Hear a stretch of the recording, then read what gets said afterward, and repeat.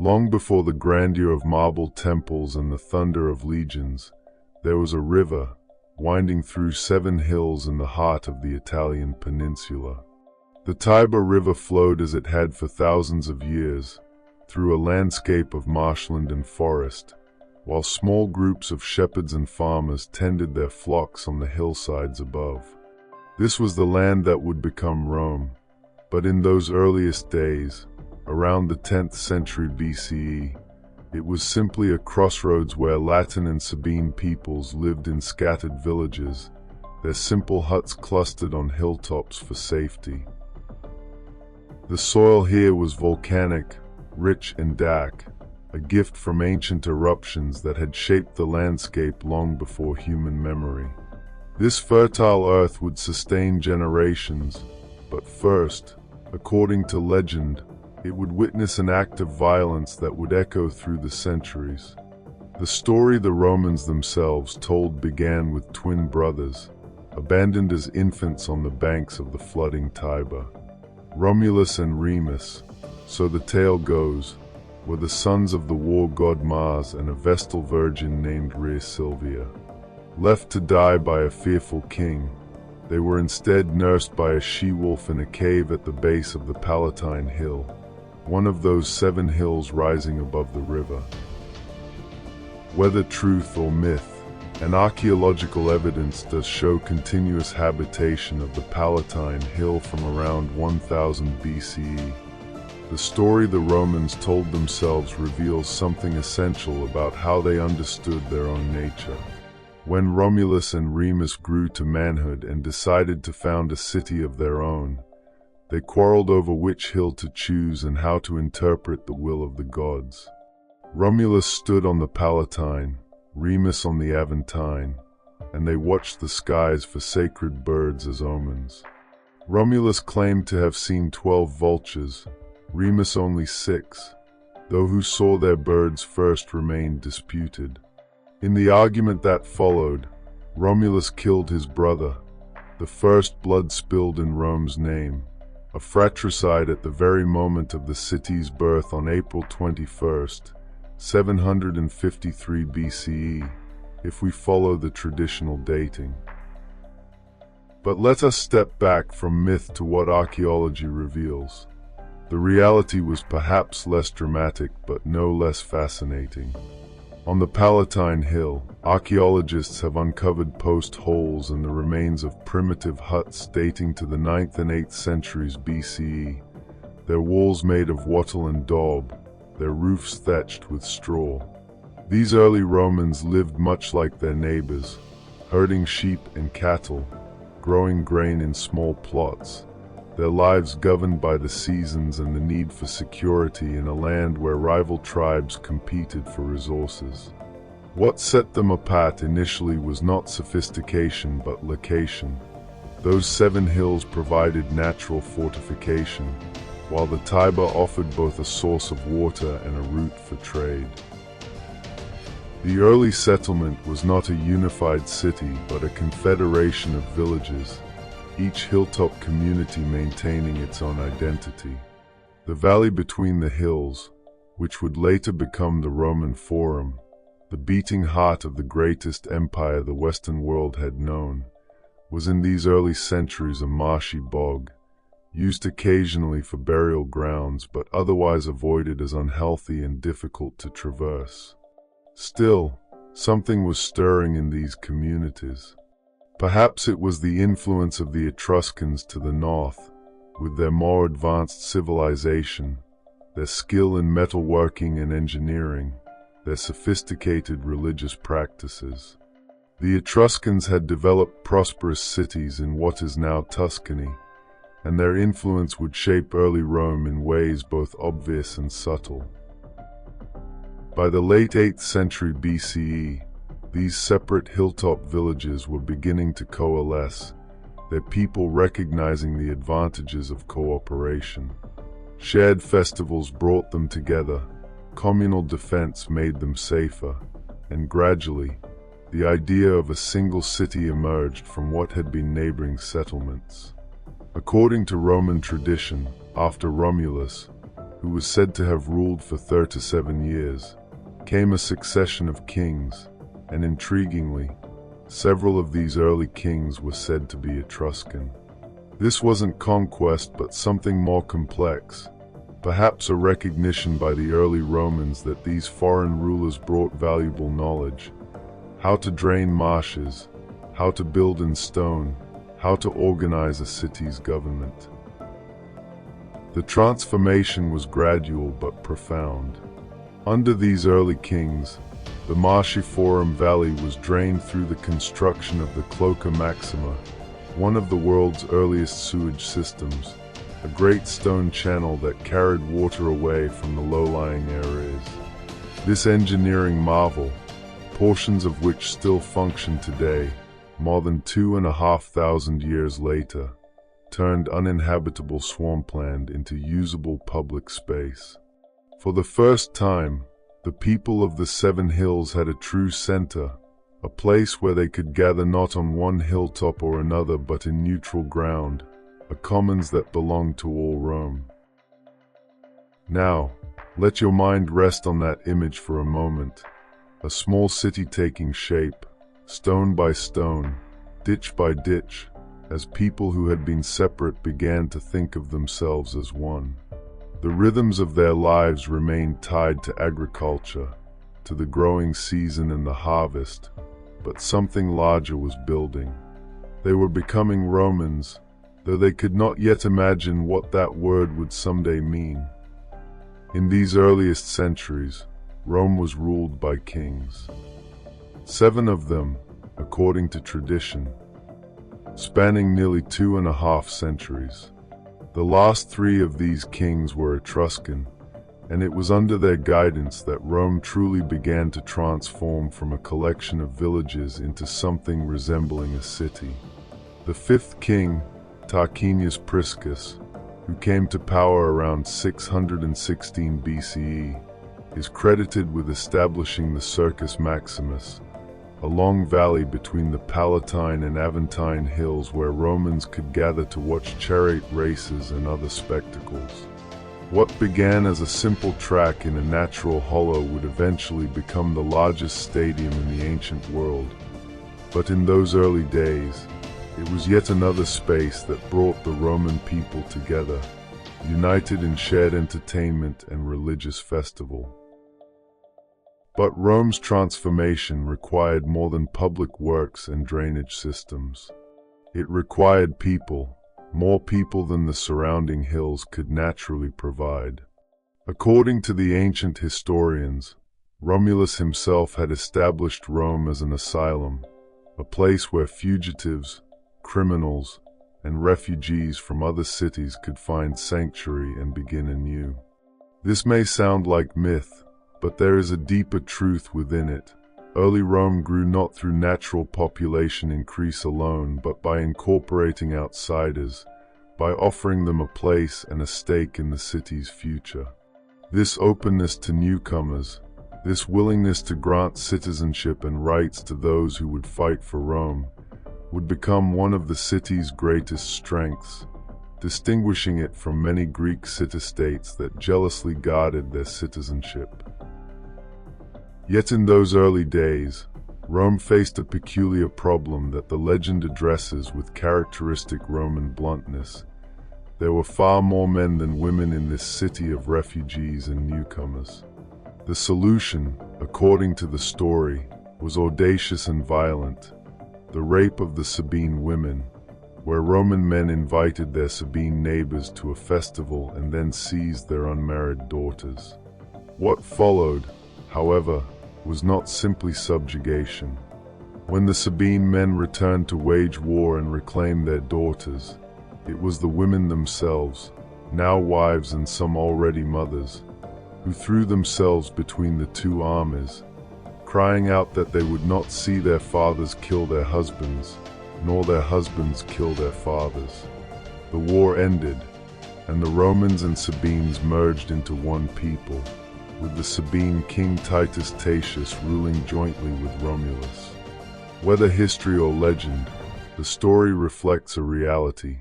Early Rome was born from the fusion of different peoples, and many of Rome's most noble families would later claim Sabine ancestry with pride. As the 6th century BCE progressed, Rome's 6th king, Servius Tullius, who ruled from approximately 578 to 535 BCE, undertook reforms that would shape Roman society for centuries to come. He reorganized the Roman population not by birth or family heritage alone, but by wealth and property ownership, dividing the citizens into classes based on their ability to equip themselves for war. This Servian constitution, as it came to be known, created a system where political power was tied to military service. Those who could afford the best armor and weapons, the heavy infantry that would form the backbone of Rome's armies, held the most voting power in the assemblies. It was a practical system, born from the reality that those who risked the most in defending the city deserved the greatest say in how it was governed. The poorest citizens, who served as light troops or supported the army in other ways, still had a voice, but a lesser one. Servius Tullius also expanded the city's sacred boundary, the Pomerium, to encompass all 7 hills, unifying what had once been separate communities into a single, defined city. And around this growing city, he ordered the construction of a massive defensive wall. The Servian Wall, parts of which can still be seen in modern Rome, stretched for nearly 7 miles around the city's perimeter, built from great blocks of volcanic tufa stone, some sections rising to 30 feet in height. It was a statement of permanence and power, a declaration that Rome intended not merely to survive but to endure. Behind these walls, the city's population swelled, perhaps reaching 50,000 people by the end of the 6th century BCE, making Rome one of the largest cities in the Italian peninsula. But the age of kings was drawing to a close, and it would end not with glory but with tyranny and outrage. The 7th and final king, Tarquinius Superbus, Tarquin the Proud, who began his reign around 535 BCE, was remembered as a despot who ruled through fear and violence. He seized power by murdering his predecessor, disposed of senators who opposed him, and ruled without consulting the people or the Senate. But it was a personal crime that finally shattered the monarchy beyond repair. According to the historian Livy, writing centuries later, Tarquin's son Sextus raped a noblewoman named Lucretia, the wife of a prominent Roman. After revealing the assault to her father and husband, Lucretia took her own life, declaring that though she was innocent, she would not provide an example for unchaste women to escape punishment. Her death became a rallying cry. Led by Lucius Junius Brutus, a relative of the king who had been feigning stupidity to survive the tyrant's paranoia, the Roman people rose in revolt. In 509 BCE, the Tarquin family was expelled from Rome, and the people swore an oath that never again would they allow a king to rule over them. The monarchy was abolished, and in its place, the Romans established something new, a republic, from the Latin res publica, meaning the public thing or the people's affair. Power would no longer rest in the hands of one man, but would be shared among elected magistrates who served limited terms. 2 consuls would lead the state together, each able to veto the other's decisions, preventing any one man from accumulating too much power. It was a radical experiment, born from bitter experience, and it would define Rome for nearly 5 centuries to come. As the 5th century BCE began, Rome stood at a threshold. The city had grown from scattered hilltop villages to a unified community of tens of thousands, protected by stone walls, organized by law, and now governed by its own citizens rather than kings. The surrounding hills still held other peoples, Latins, Sabines, Etruscans, Volscians, some allies, some enemies, all watching to see whether this young republic would flourish or collapse. The Romans themselves could not have known that they stood at the beginning of a story that would reshape the Mediterranean world.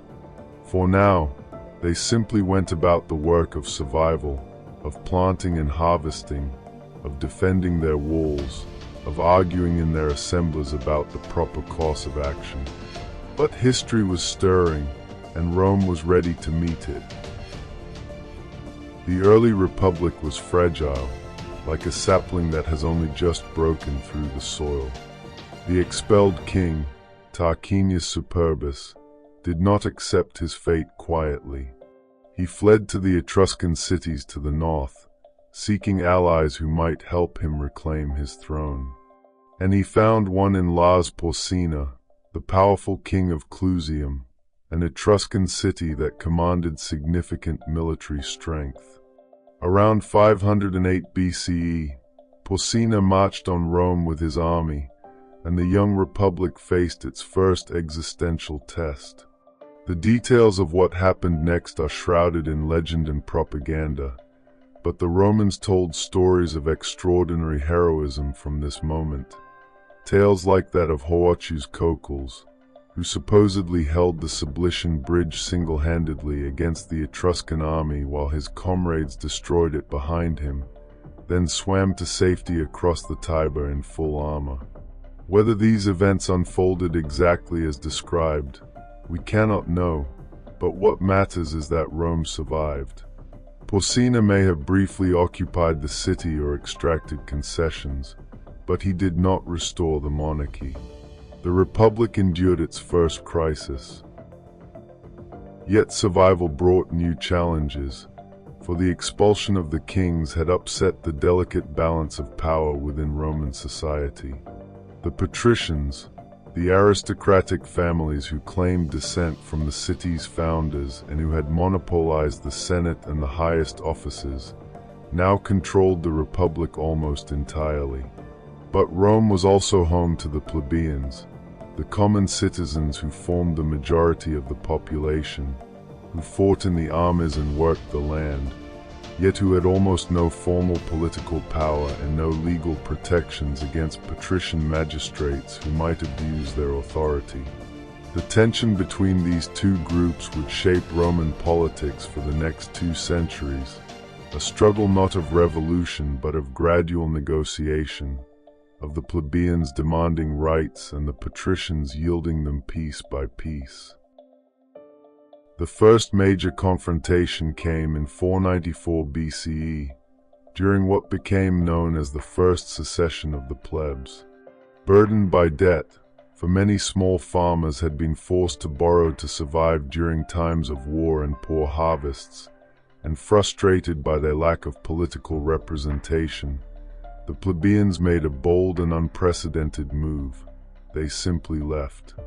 They withdrew from the city en masse and camped on the Sacred Mount, a hill a few miles from Rome. It was a strike, in essence, and it was devastatingly effective because Rome's military strength depended entirely on these common soldiers. Without the plebeians, the patricians could not defend the city against its enemies. Faced with this reality, the patricians negotiated, and the plebeians won a crucial concession: the creation of the tribunes of the plebs, officials elected by the plebeian assembly who had the power to veto actions by patrician magistrates and who were sacrosanct, their persons protected by religious law, so that anyone who harmed a tribune would be accursed and could be killed without trial. With this new protection in place, the plebeians returned to Rome, but the struggle for equality was far from over. Rome in the 5th century BCE was a city constantly at war, not with distant empires but with its immediate neighbors, other Latin cities, the Volscians to the south, the Equi to the east, the Etruscans to the north. These were not wars of conquest but of survival and dominance within the Italian peninsula. One particular conflict, the war with the neighboring city of Veii would drag on intermittently for decades.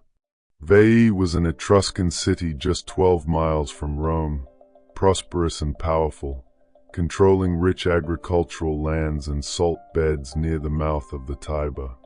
The two cities were natural rivals, and their conflicts often centered on control of the Tiber River trade routes and the territories between them. In the midst of these constant military struggles, a curious Roman custom emerged that would become legendary: the practice of appointing a dictator in times of extreme crisis. This was not a tyrant but a temporary emergency magistrate, appointed by the consuls with the approval of the Senate, who held absolute power for a maximum of 6 months or until the crisis was resolved, whichever came first. The most famous early example was Lucius Quinctius Cincinnatus, who in 458 BCE was supposedly called from his small farm where he was plowing his fields to serve as dictator and rescue a Roman army that had been trapped by the Equi. According to legend, Cincinnatus defeated the enemy, returned to Rome, resigned his dictatorship after just 16 days, and went back to his plow, the very model of Roman civic virtue, wielding absolute power only as long as necessary and no longer, with no thought of keeping it for personal gain.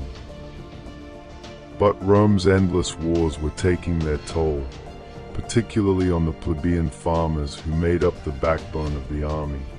When a Roman citizen was called to military service, which happened frequently, he had to provide his own equipment and receive no pay.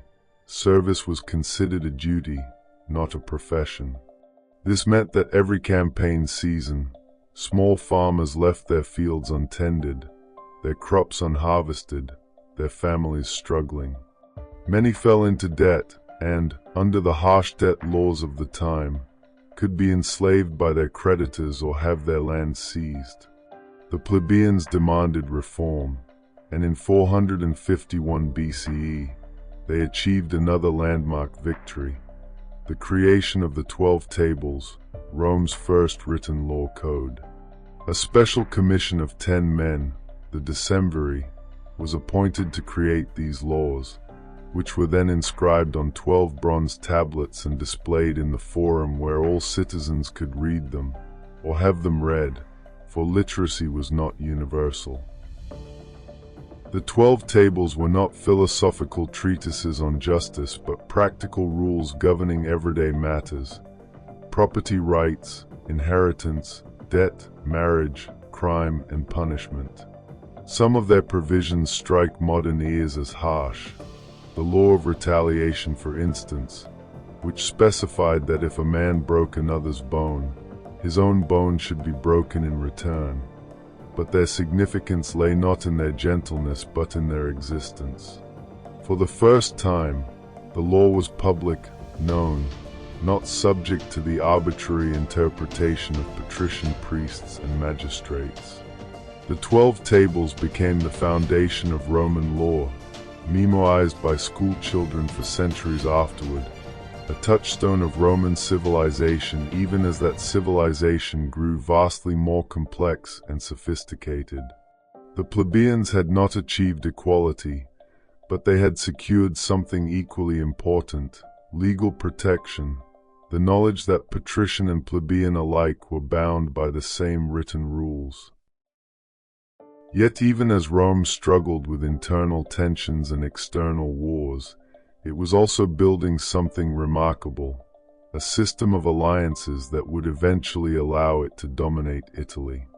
Unlike many ancient powers that simply conquered and subjugated their neighbors, Rome developed a more sophisticated approach. After defeating an enemy, Rome would often offer them a treaty, making them allies rather than subjects. Some allied cities received partial Roman citizenship. Others retained their independence but were bound to provide troops when Rome went to war. It was a flexible system, and it worked because it gave Rome's former enemies a stake in Rome's success. As Rome's power grew, so too did the collective strength of its alliance network, creating a military machine that could mobilize tens of thousands of soldiers from across the Italian peninsula. In these early decades of the Republic, this system was still forming, still being tested through trial and error, but its basic outline was already becoming clear. And then, around 396 BCE, came a triumph that announced Rome's arrival as a major power in Italy. After a siege that, according to tradition, lasted 10 years, echoing the legendary siege of Troy, Rome finally conquered Veii. The Roman commander, Marcus Furius Camillus, who had been appointed dictator for this purpose, employed a novel strategy. His forces dug a tunnel beneath Veii's walls, emerging inside the city and opening the gates for the Roman army. Veii was destroyed, its territory annexed, its population killed or enslaved. For Rome, it was a watershed moment. The conquered lands doubled Rome's territory, and the spoils of war enriched the city. But more than that, the fall of Veii eliminated Rome's greatest nearby rival and demonstrated that this republic, still less than a century old, had the capability to wage sustained warfare and emerge victorious. The balance of power in central Italy had shifted, and Rome stood at its center, growing stronger with each passing year. But triumph, as Rome would learn again and again throughout its long history, often walks hand in hand with catastrophe. Just as the city was celebrating its victory over Veii and absorbing its newly conquered territories, a threat emerged from the north that would shake Roman confidence to its core. The Gauls, Celtic tribes from beyond the Alps who had been migrating into the Po Valley of northern Italy, were fierce warriors with a reputation that preceded them. They were tall, according to Roman accounts, with wild hair and mustaches, fighting with long swords and an intimidating battle fury that terrified their enemies. Around 390 BCE, though some sources place it in 387 BCE, a Gallic tribe called the Senones, led by their chieftain Brennus, swept down through Etruria and approached Rome itself. The Romans marched out to meet them at the Allia River, a small tributary of the Tiber about 11 miles north of the city. What happened next became one of the most traumatic memories in Roman history, a complete and utter defeat. The Roman army, perhaps overconfident after their victory over Veii, was routed. The Gallic warriors broke through the Roman lines with such ferocity that the Roman soldiers fled in panic, many drowning in the Tiber as they tried to escape. The date of this defeat, July 18th, became a black day in the Roman calendar, a dies nefastus when no public business could be conducted. The road to Rome lay open, and the Gauls took it. When news of the disaster reached Rome, panic seized the city. Most of the population fled to the surrounding countryside or to the nearby Etruscan city of Carrhae, which offered them shelter in their hour of need, a kindness Rome would not forget. Only a small garrison remained, withdrawing to the Capitoline Hill, the most defensible of Rome's 7 hills, where they barricaded themselves with whatever supplies they could gather. The Gauls entered Rome and found it nearly deserted. They burned and looted the city, destroying much of what had been built over the previous 3.5 centuries. The wooden buildings went up in flames, and even the stone structures were damaged or pulled apart. For 7 months, according to tradition, the Gauls occupied Rome, while the garrison on the Capitoline held out in their hilltop fortress. Legend tells us that the Gauls attempted a night attack on the Capitoline, climbing the steep slopes in silence, catching even the watchdogs unaware. But the sacred geese of Juno, kept in the temple on the hill, heard the intruders and raised such a clamor with their honking and flapping that they woke Marcus Manlius Capitolinus, who rallied the defenders and threw back the assault. Whether the story is true or embellished, the garrison did hold out, but eventually, with supplies running low and no relief in sight, they negotiated with Brennus. The price of the Gauls' departure was set at 1,000 pounds of gold. As the gold was being weighed, the Romans complained that the Gallic weights were rigged, heavier than they should be. Brennus, according to the historian Livy, responded by throwing his sword onto the scales as well, uttering the famous words "Vae victis," woe to the vanquished. The message was clear: the defeated have no rights, might makes right. The Gallic sack of Rome was a wound that would never fully heal in the Roman psyche. When the Gauls finally departed, laden with gold and plunder, the Romans returned to find their city in ruins. Some even proposed abandoning Rome entirely and moving to Veii, which was intact and had good lands.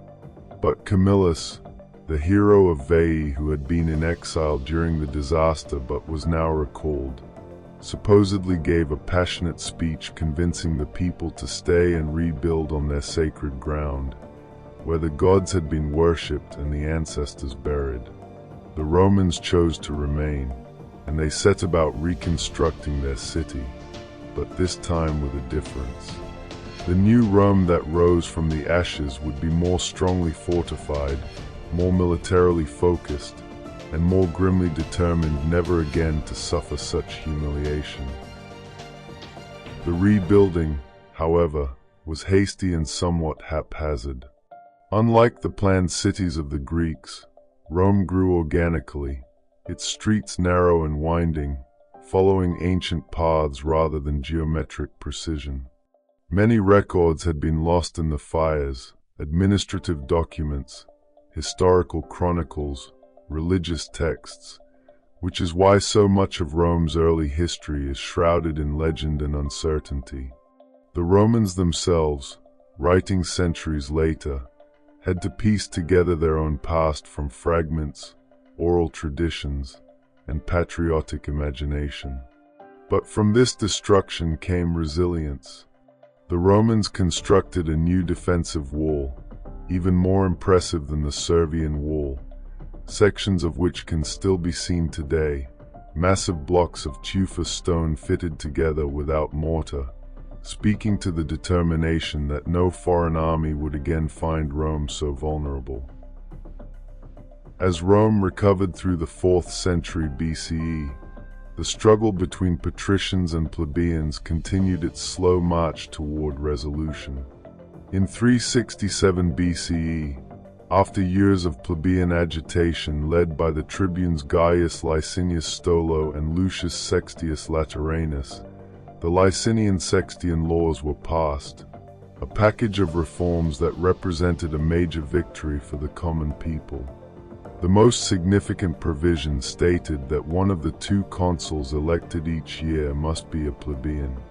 For the first time, the highest office in Rome was open to men who were not of the ancient aristocratic families.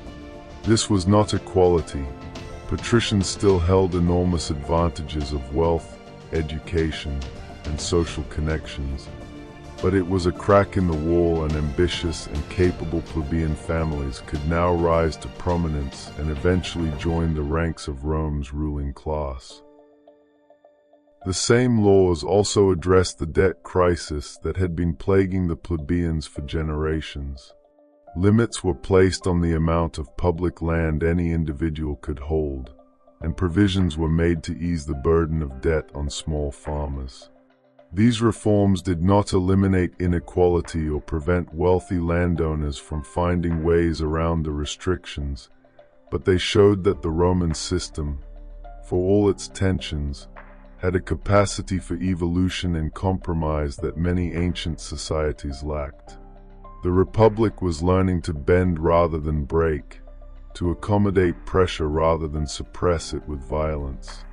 This flexibility, this ability to incorporate new groups into the power structure, would prove to be one of Rome's most valuable characteristics as it expanded beyond the city and into the wider world.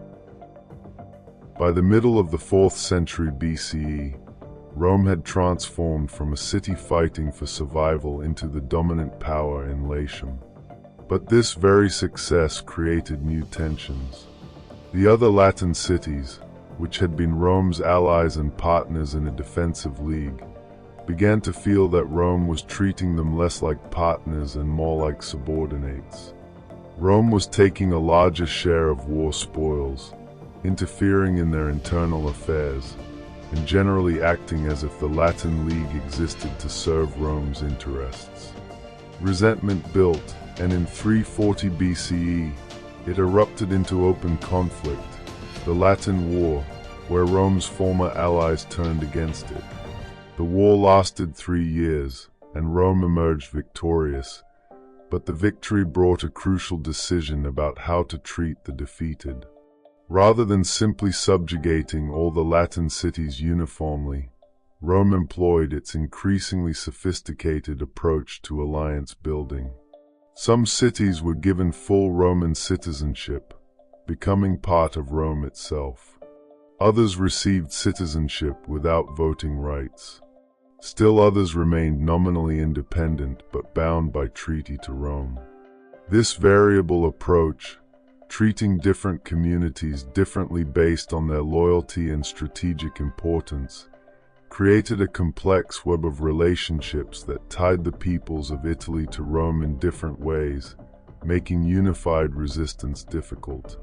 It was a masterpiece of political organization, perhaps more impressive than any military victory, and it laid the groundwork for Roman expansion throughout the entire Italian peninsula. As the 4th century BCE drew to a close, Rome found itself drawn into a conflict that would test not just its military prowess but its very identity as a power in the Italian peninsula. To the south, in the sun-drenched hills and fertile valleys of Campania, lay Greek colonies that had been established centuries earlier, wealthy, cultured cities like Neapolis, which we know today as Naples, and Tarentum, a powerful maritime city in the heel of Italy's boot. These Greek cities had long looked down upon Rome as a backwater, a city of farmers and soldiers lacking the sophistication of Hellenic civilization. But now Rome's expansion was bringing it into their sphere, and Tarentum in particular grew alarmed. The spark came in 282 BCE, when Roman ships appeared in the Gulf of Tarentum, violating an old treaty. The Tarentines attacked the Roman vessels, and when Rome sent ambassadors to protest, the Greeks mocked them, even going so far, according to Roman accounts, as to insult one ambassador who spoke poor Greek. War was declared, but Tarentum knew it could not face Rome alone. So they did what Greek cities had done for generations when threatened. They hired a mercenary king. Pyrrhus of Epirus, a Greek kingdom across the Adriatic Sea, was a brilliant general and a distant relative of Alexander the Great, ambitious and eager to carve out his own empire in the West. In 280 BCE, he crossed to Italy with an army of 25,000 men, and most impressively, 20 war elephants, creatures the Romans had never seen before. The first battle, at Heraclea in 280 BCE, was a shock to Roman confidence. Pyrrhus's professional army, trained in the Macedonian phalanx formation with its wall of long spears, and especially those enormous elephants, which terrified the Roman cavalry's horses, won the day. Rome lost thousands of men. Pyrrhus won again the following year at Asculum, but his victories came at such tremendous cost in casualties that when congratulated, he reportedly replied that another such victory would utterly undo him, giving rise to the term Pyrrhic victory, a success so costly it might as well be a defeat. What impressed Pyrrhus even more than his own victories was Rome's response. The Romans simply raised new armies. They did not sue for peace after their defeats. They did not collapse. They kept coming, kept fighting, drawing on the vast reserves of manpower that their alliance system throughout Italy provided. After several years of inconclusive campaigning, Pyrrhus departed for Sicily to help the Greek cities there against Carthage, then returned to Italy for one final confrontation with Rome. At Beneventum in 275 BCE, the Romans finally defeated him decisively. Pyrrhus returned to Greece, reportedly saying of the Romans, "What a fine field of battle I am leaving for Carthage and Rome." It was a prophecy, though he could not have known how accurate it would prove. With Pyrrhus gone, Tarentum fell to Rome in 272 BCE, and by 270 BCE, Rome controlled the entire Italian peninsula south of the Po Valley, an achievement that had taken less than a century. Rome was no longer simply a city-state, but the master of a confederation stretching from the border of Gaul in the north to the toe of Italy in the south, controlling perhaps 3 million people, able to field armies that numbered in the hundreds of thousands when all its allies were called upon.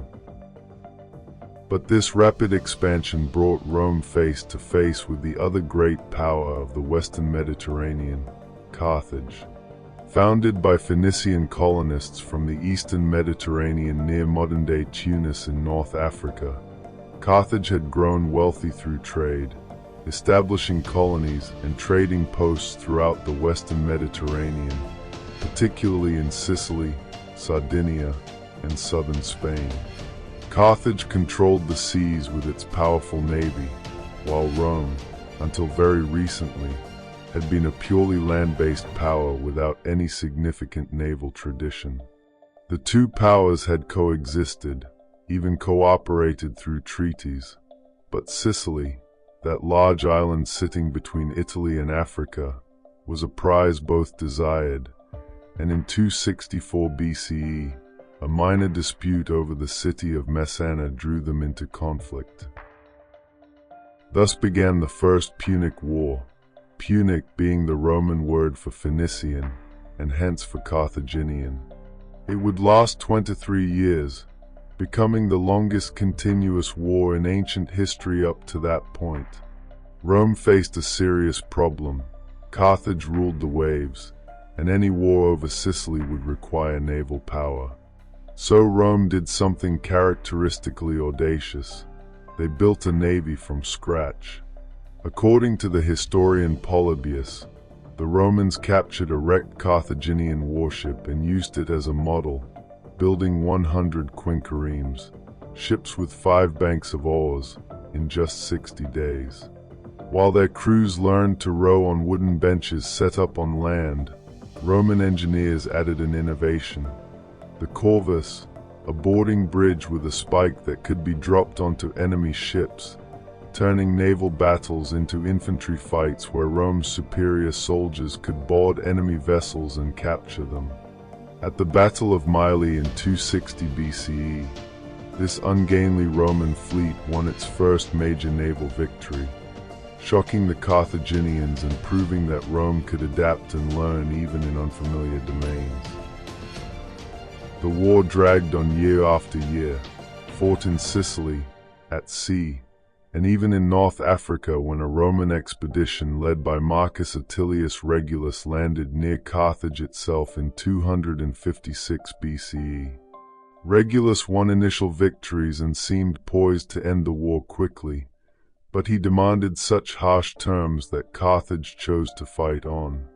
They hired a Spartan mercenary general named Xanthippus, who trained their army and led them to victory, capturing Regulus in 255 BCE. Legend says Regulus was later sent to Rome on parole to negotiate peace, but instead urged the Senate to reject Carthage's terms and then, bound by his oath, returned to Carthage where he was tortured to death, a story that may be more myth than history, but which Romans told to illustrate the ideal of keeping one's word no matter the cost. Finally, in 241 BCE, after more than 2 decades of grinding warfare, Rome won a decisive naval victory at the Aegates Islands off western Sicily. Carthage, exhausted and unable to continue, sued for peace. The terms were harsh. Carthage would evacuate Sicily, pay a massive indemnity of 3,200 talents of silver over 10 years, and release all Roman prisoners without ransom. Sicily became Rome's first provincia, a province, a territory outside Italy governed by a Roman magistrate. Rome had stumbled into becoming an overseas empire, and in the process had transformed itself from a land power into a naval power, from a confederation controlling Italy into a state with possessions beyond its shores. The victory celebrations in Rome were jubilant, but few Romans understood that they had not ended their conflict with Carthage. They had merely concluded the first round. The peace would last barely 20 years before the two powers would clash again, and when they did, the Second War would bring Rome closer to destruction than it had been since the Gauls burned the city nearly 2 centuries before. The peace between Rome and Carthage was an uneasy one, and both powers spent the years after the First Punic War recovering and expanding elsewhere. Carthage turned its attention to Spain, where rich silver mines and fertile lands could compensate for the loss of Sicily. Leading this expansion was the Barca family, and particularly a man whose name would become synonymous with Rome's greatest fear, Hannibal Barca. The son of Hamilcar Barca, who had commanded Carthaginian forces in the final years of the First War, Hannibal was said to have been brought to Spain as a 9-year-old boy and made to swear an oath at an altar that he would forever be an enemy of Rome. Whether this story is true or Roman embellishment, Hannibal certainly grew into a military genius who studied Rome's strengths and weaknesses with obsessive care. In 218 BCE, the Second Punic War began when Hannibal attacked Saguntum, a Spanish city allied with Rome. But rather than wait for Rome to bring the war to Spain or Africa, Hannibal made a decision so audacious that even today it seems almost impossible. He would invade Italy itself by marching overland from Spain, through Gaul, and across the Alps. In the autumn of 218 BCE, Hannibal set out with approximately 90,000 infantry, 12,000 cavalry, and, most famously, 37 war elephants. The journey was a nightmare of hostile tribes, treacherous mountain passes, landslides, and early winter storms. When Hannibal emerged on the Italian side of the Alps 5 months later, he had lost nearly half his army and most of his elephants, but he had achieved what the Romans thought impossible. He was in Italy with a hostile army, and Rome's alliance system would now be put to its greatest test. What followed were 3 battles that represent some of the worst defeats in Roman military history. At the Trebia River in December 218 BCE, Hannibal used the bitter cold and the terrain to lure the Romans into a trap, destroying much of their army. At Lake Trasimene in June 217 BCE, Hannibal demonstrated his tactical brilliance by ambushing a Roman army in the morning mist along a narrow defile between the lake and the hills. 15,000 Romans died in just 3 hours, including the consul Gaius Flaminius. The Romans could see Hannibal's campfires on the hills above, but couldn't see his forces until it was too late, and thousands were driven into the lake where they drowned in their armor. Rome appointed a dictator, Quintus Fabius Maximus, who pursued a strategy of avoiding direct battle, shadowing Hannibal's army, cutting his supply lines, and harassing his foragers.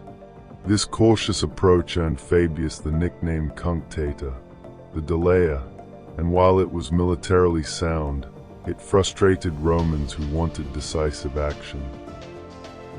By 216 BCE, Rome's patience with Fabius's defensive strategy had worn thin. They elected 2 new consuls, gave them the largest army Rome had ever fielded, 8 legions, totaling perhaps 80,000 infantry and cavalry, and ordered them to bring Hannibal to battle and destroy him.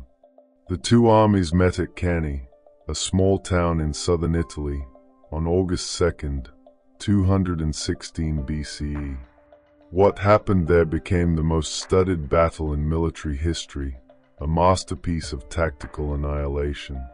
Hannibal deliberately weakened his center and strengthened his flanks. As the massive Roman army pressed forward against his center, which slowly gave ground, his stronger wings enveloped them from both sides, while his cavalry, having defeated the Roman horsemen, attacked from the rear. The Romans found themselves trapped in a shrinking pocket, so compressed they could barely lift their weapons.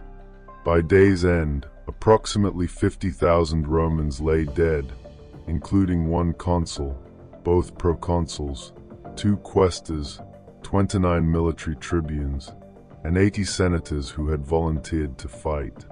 It was the single bloodiest day in Roman military history, and proportionally one of the worst defeats any army has ever suffered. In the aftermath of Cannae, with Hannibal seemingly unstoppable in Italy, many of Rome's Italian allies defected to the Carthaginian side, most notably Capua, the second largest city in Italy. Hannibal's officer Hannibal supposedly urged him to march on Rome immediately, saying that in 5 days they could dine on the Capitoline Hill. When Hannibal refused, Hannibal reportedly declared, "You know how to win a victory, Hannibal, but you do not know how to use one." Whether Hannibal made a strategic error by not marching on Rome directly has been debated ever since, but the truth is that Rome's walls were formidable, and besieging the city without siege equipment would have been difficult. More importantly, Hannibal's strategy was never to destroy Rome by himself, but to break Rome's alliance system and isolate the city. Yet here was Rome's true genius revealed. Even after losing an entire generation of military-age men at Cannae, even with their allies defecting, the Romans refused to surrender. They simply raised new armies, freeing slaves to row the fleet, arming men too young or too old for normal service, melting down temple ornaments for coin. The war dragged on year after year, Hannibal in Italy but unable to deliver a knockout blow, Rome gradually recovering and taking the war to other theaters. In Spain, a young Roman commander named Publius Cornelius Scipio, whose father and uncle had both been killed fighting Hannibal's brothers there, conducted a brilliant campaign that conquered Carthaginian Spain by 206 BCE. Scipio then proposed something radical. Rather than continuing to fight Hannibal in Italy, Rome should invade North Africa and threaten Carthage itself. Despite opposition from conservative senators, Scipio was given command and landed in Africa in 204 BCE. His victories there finally forced Carthage to recall Hannibal after 15 years in Italy, and the 2 greatest generals of the age met at Zama in 202 BCE. There, Scipio turned Hannibal's own tactics against him, using his superior cavalry to envelope the Carthaginian army. Hannibal was defeated for the first time in his career, and Carthage sued for peace. The terms of the Second Punic War's end were devastating for Carthage. They would pay an indemnity of 10,000 talents over 50 years, surrender all but 10 warships, promise never to wage war without Rome's permission, and cede all territory outside Africa. Scipio returned to Rome with the honorific Africanus added to his name, the first Roman general to be named for his conquests. Rome had survived its greatest trial, but the cost had been staggering. Perhaps a quarter of all adult male Roman citizens had died during the war. More subtly, The war changed Rome in ways that would echo for centuries.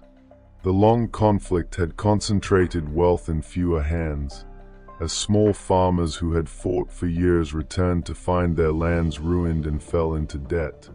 Large estates worked by the flood of war captives, tens of thousands of enslaved people, began to replace the small independent farms that had been Rome's backbone. And Rome itself had learned that it could not tolerate rivals. The war with Carthage had nearly destroyed the Republic, and Rome would spend the next century ensuring that no other Mediterranean power could ever threaten it again. The experience of the Hannibalic War left the Romans with what we might call a national trauma. For 17 years, an enemy army had roamed Italy, and the memory of Cannae became a byword for disaster that Roman mothers would invoke for generations. "Remember Cannae," they would say when warning of catastrophe. This deep-seated fear would drive much of Rome's subsequent foreign policy, a determination to fight wars far from Italy, to meet threats before they could reach Roman soil, and ultimately to dominate the entire Mediterranean basin so completely that no coalition of enemies could ever again bring war to Italy itself.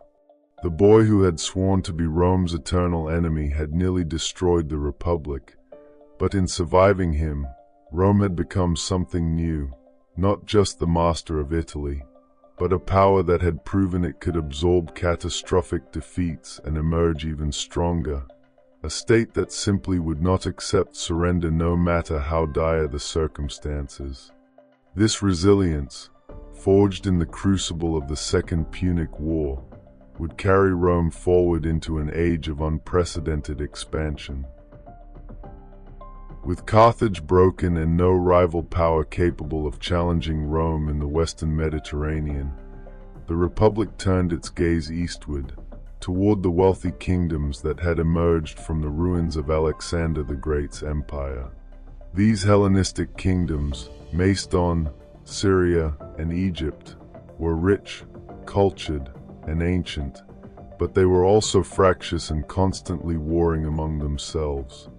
Rome initially had no grand design for conquering the East. Rather, it was drawn in through appeals from smaller Greek city-states seeking protection from their more powerful neighbors, and through Rome's growing sense that threats must be neutralized before they could mature.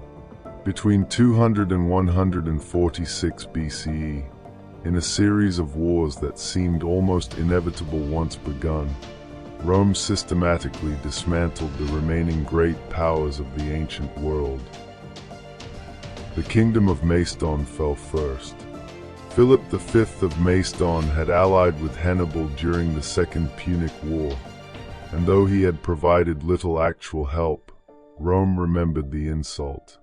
In 197 BCE, at the Battle of Cynocephaly in Thessaly, a Roman army demonstrated the superiority of the flexible legion over the rigid Macedonian phalanx, defeating Philip decisively.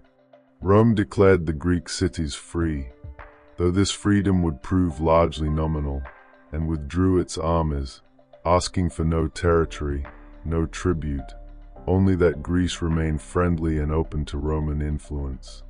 This puzzled the Greeks, who could not understand why Rome would wage war without seeking permanent conquest.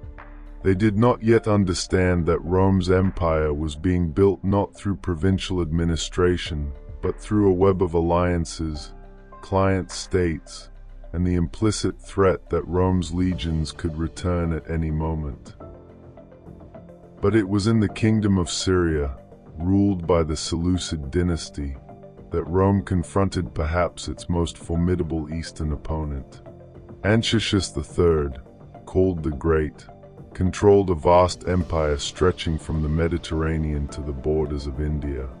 In 192 BCE, encouraged by Hannibal, who had fled to his court after Carthage's defeat, Antiochus invaded Greece with what he believed was an overwhelming force. Rome responded with characteristic determination, and at the Battle of Magnesia in 190 BCE, the legions crushed the Seleucid army. The Romans employed war elephants of their own in this battle, having learned from their Carthaginian enemies, and when Anchius's elephants panicked and stampeded back through his own lines, the battle turned into a rout. The peace terms stripped Anchius of his territories in Asia Minor, imposed a crushing indemnity, and required him to surrender his war elephants and all but 10 warships. The great Seleucid Empire was broken, never to recover its former power, and Rome had become the arbiter of the entire eastern Mediterranean without formally annexing a single eastern province. Yet back in Rome itself, troubling changes were underway. Publius Cornelius Scipio Africanus, the hero of Zama, found himself accused of corruption by political rivals, including the stern moralist Cato the Elder. Though the charges were probably false, Scipio retired to his country estate in bitter disillusionment, reportedly requesting that his tombstone read, "Ungrateful fatherland, you shall not even have my bones." His fate illustrated a growing problem in Roman politics. The traditional republic had been designed for a city-state, where magistrates served for a year and then returned to private life, where no one accumulated too much power or wealth. But the wars of expansion were creating super-rich generals who commanded armies for years, won enormous wealth from plunder, and returned to Rome with the loyalty of their soldiers and expectations of political power. The old system was straining under pressures it had never been designed to handle, and the seeds of future civil wars were being planted in the soil of military triumph.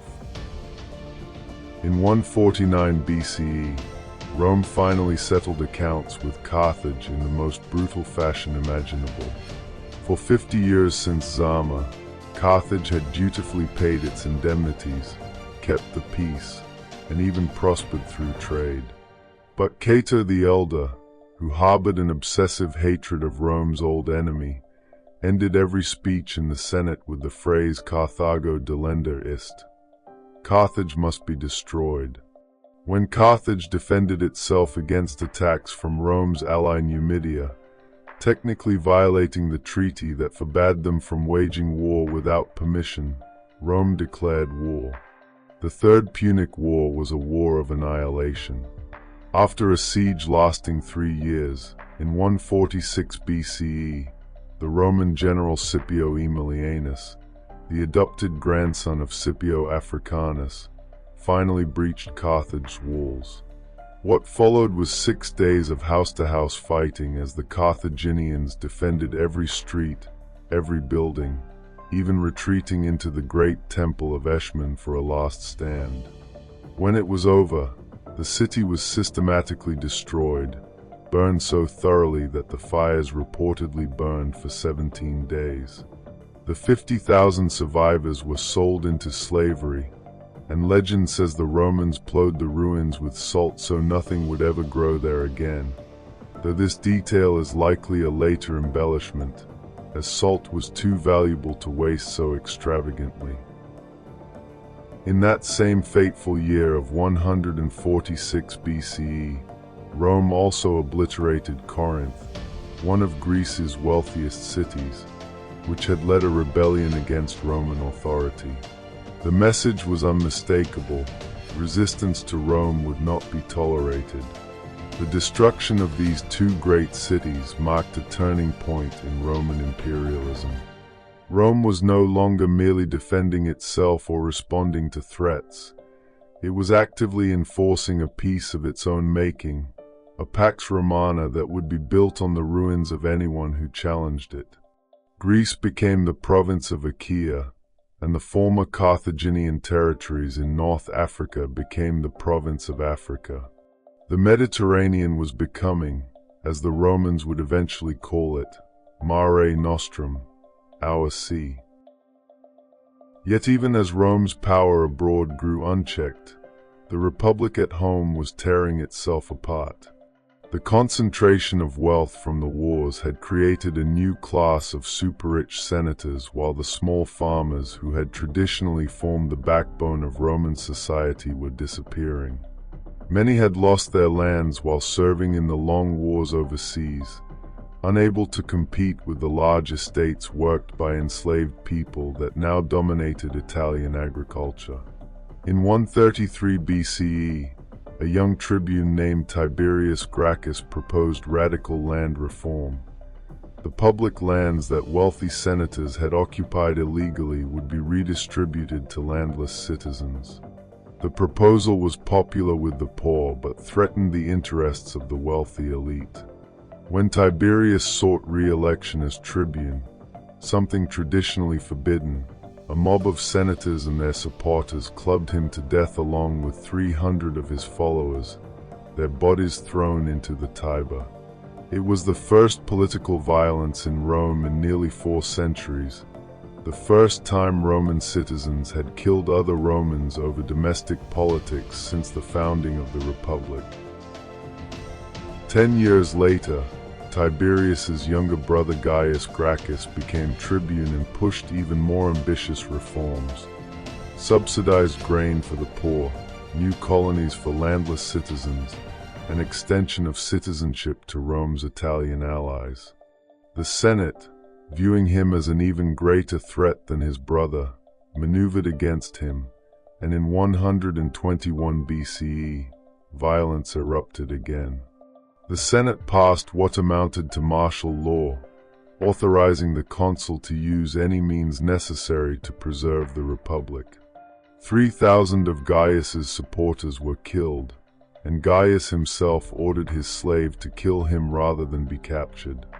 The Gracchi brothers had identified real problems in Roman society: the growing inequality, the disappearance of the small farmer class, the exploitation of provincial subjects.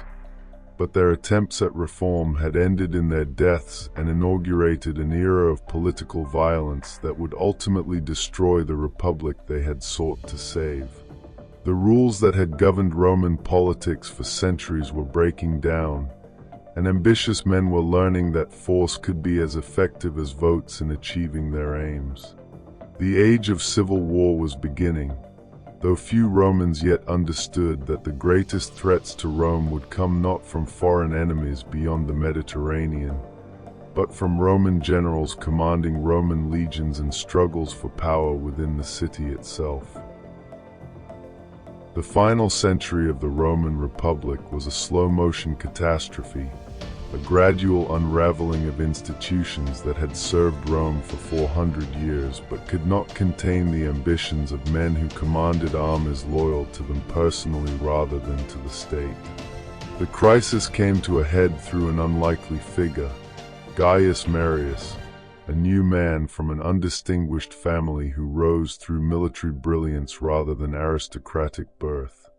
In 107 BCE, facing a difficult war in North Africa against the Numidian king Jugurtha, Marius was elected consul and did something revolutionary. He opened military service to the Capititensi, the head count, the poorest Roman citizens who owned no property and had previously been excluded from the legions. These landless men flocked to Marius's banner not out of civic duty but because military service offered them pay, plunder, and the hope that their commander would secure them land grants upon retirement. This reform fundamentally altered the relationship between soldiers and the state. Legionaries no longer fought for their own farms but for their general, and they expected him to reward their service. Marius proved a brilliant commander, defeating Jugurtha and then, between 105 and 101 BCE, saving Italy from invasion by Germanic tribes called the Cimbrian Teutons, who had destroyed several Roman armies and threatened to repeat what the Gauls had done 3 centuries earlier. Marius was elected consul an unprecedented 5 consecutive times, shattering the tradition of annual terms and peaceful transitions of power. He reorganized the legions into the structure that would serve Rome for centuries, 10 cohorts of roughly 480 men each, making the legion both powerful and flexible. But his success came at a cost to the Republic's traditions, and when he returned to Rome, he found himself outmaneuvered by his political opponents and eventually retired in bitterness, nursing grievances that would explode into violence. The next crisis emerged from Rome's Italian allies, who had fought alongside Rome for centuries but remained second-class citizens, unable to vote in Roman assemblies or hold Roman offices. When a tribune named Marcus Livius Drusus proposed granting them citizenship in 91 BCE and was assassinated for his efforts, the allies finally rebelled in what became known as the Social War, from soci, the Latin word for allies. For 3 years, from 91 to 88 BCE, Rome fought a desperate war across Italy, not against foreign invaders but against the very communities that had helped build Rome's empire. The war was bitter and destructive, and Rome ultimately won not through military victory alone but through a political compromise. They granted citizenship to those allies who laid down their arms. It was the right decision, but it had come too late and at tremendous cost. Italy was now unified under Roman citizenship, but the fighting had further militarized Roman society and given more generals the experience of commanding armies against Rome's enemies, lessons they would soon apply against each other. Even as the social war raged, a greater threat was growing in the east. Mithridates VI of Pontus, a kingdom on the Black Sea coast of Asia Minor, was an ambitious and capable ruler who dreamed of liberating the Greek East from Roman domination. In 88 BCE, he invaded the Roman province of Asia, and in a coordinated action that shocked Rome to its core, he ordered the simultaneous massacre of every Roman and Italian resident in his territories. On a single day, approximately 80,000 Roman citizens and Italian merchants were slaughtered in what became known as the Asiatic Vespers. It was a genocide designed to make reconciliation impossible, to force the Greeks to choose between Rome and Mithridates. Rome's response was swift. The Senate appointed Sulla, an aristocratic general who had distinguished himself in the social war, to command the army sent against Mithridates. But Marius, now old but still ambitious, used his influence with the People's Assembly to have Sulla's command transferred to himself. Sulla's reaction was something no Roman general had ever done before. He marched on Rome at the head of 6 legions. His own officers, horrified at the sacrilege of leading an army against the city itself, mostly refused to follow him, but the common soldiers, loyal to their commander, marched into Rome and drove out Marius's supporters. Sulla repealed the laws that had transferred his command, enacted reforms strengthening the Senate, and then departed for the east to fight Mithridates, leaving Rome in chaos. As soon as he was gone, Marius returned from exile with an army of his own, seized Rome, and began a reign of terror, executing his enemies and displaying their heads in the Forum. Marius died shortly after, but the precedent had been set. Roman generals would now use their armies as political tools, and Roman blood would flow in Roman streets. Sulla spent 5 years in the east, defeating Mithridates and extracting an enormous indemnity, then returned to Italy in 83 BCE to find the Marian faction still in control. What followed was a civil war of unprecedented brutality. Sulla defeated his enemies in a series of battles, most decisively at the Colline Gate just outside Rome in November 82 BCE, where 8,000 of his opponents were killed in a single afternoon. But victory on the battlefield was not enough for Sulla. He had himself appointed dictator, not for the traditional 6 months but indefinitely, and instituted the proscriptions, a program of legalized murder that targeted his political enemies. Lists of names were posted in the forum. Anyone on the list could be killed by anyone with impunity, and the killer would receive a portion of the victim's property. Thousands died: senators, equestrians, wealthy men whose crime was often nothing more than possessing property that Sulla's supporters coveted. The heads of the proscribed were displayed on spikes in the forum as a warning. Having crushed his enemies, Sulla enacted constitutional reforms designed to restore the Senate's power and prevent future demagogues from following his path. The supreme irony being that Sulla himself had destroyed the very traditions he now claimed to restore. In 79 BCE, believing he had saved the Republic, Sulla voluntarily resigned his dictatorship and retired to private life, dying a year later. But the damage was irreversible. Sulla had shown that constitutional niceties meant nothing to a general with a loyal army, that political disputes could be settled by force, and that proscription could eliminate one's enemies permanently. The young men coming of age during Sulla's dictatorship learned these lessons well.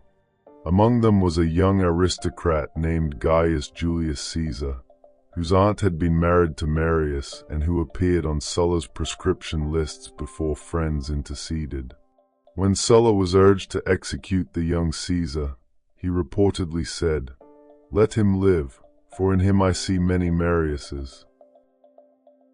The decade following Sulla's death saw the rise of several ambitious generals competing for power, glory, and the loyalty of the legions. Pompey the Great, who had fought for Sulla and earned his honorific through victories in Africa, Spain, and against Mediterranean pirates, became the most powerful man in Rome. In 70 BCE, he was elected consul despite being technically too young and never having held the required lower offices, another tradition broken.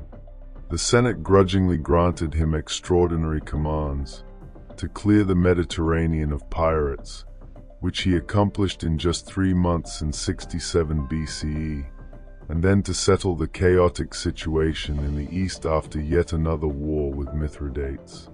Pompey's eastern campaigns, lasting from 66 to 62 BCE, were spectacularly successful. He finally defeated Mithridates, who committed suicide rather than be captured. He reorganized Rome's eastern territories, creating new provinces and client kingdoms, and he returned to Rome with so much wealth that his triumph, the ceremonial procession celebrating military victory, lasted 2 full days. The treasury received enough to pay off the entire national debt. Pompey had become the most powerful Roman since Sulla, but unlike Sulla, he did not march on Rome or seize dictatorial power. He simply disbanded his army and waited for the Senate to ratify his eastern settlements and grant land to his veterans. The Senate, fearing his power, refused. It was a catastrophic miscalculation that would help push Pompey into an alliance that would ultimately destroy the Republic. Into this cauldron of ambition and dysfunction stepped 3 men who would form an alliance that changed history. Pompey, the greatest general of the age, Marcus Licinius Crassus, reputedly the richest man in Rome who had made his fortune through property speculation, and who commanded respect through his wealth and his role in crushing the slave revolt of Spartacus in 71 BCE, and Gaius Julius Caesar, a brilliant aristocrat from an ancient but impoverished family, who possessed neither Pompey's military reputation nor Crassus's wealth, but who had political genius and ambition to match them both. In 60 BCE, these 3 formed an informal political alliance that modern historians call the First Triumvirate, though the Romans themselves simply called it a private agreement among friends. Together, they had the resources to dominate Roman politics completely, bypassing the Senate by appealing directly to the people's assemblies and using their combined influence to achieve what none could accomplish alone.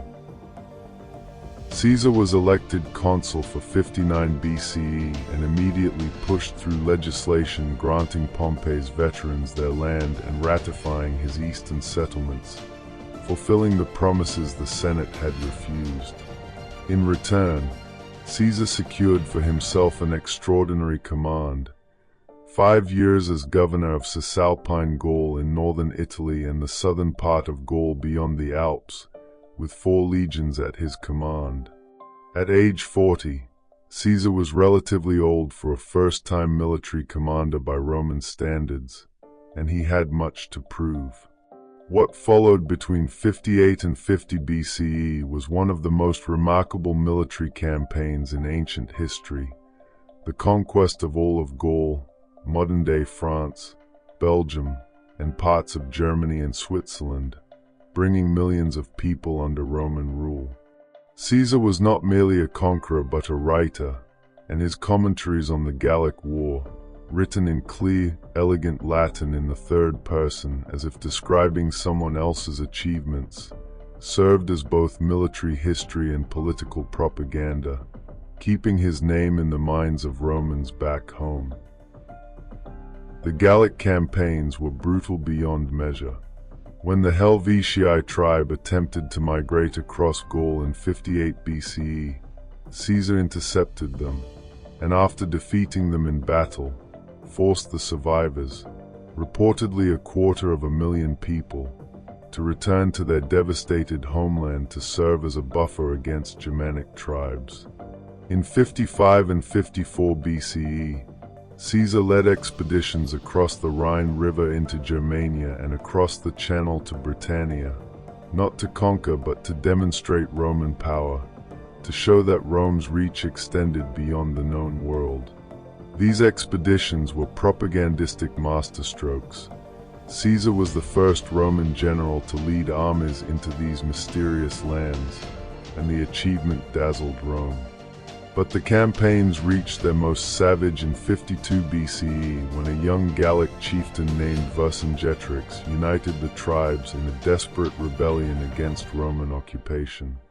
The decisive moment came at Alesia, a hilltop fortress in central Gaul, where Caesar besieged Vercingetorix with an engineering feat that still awes military historians.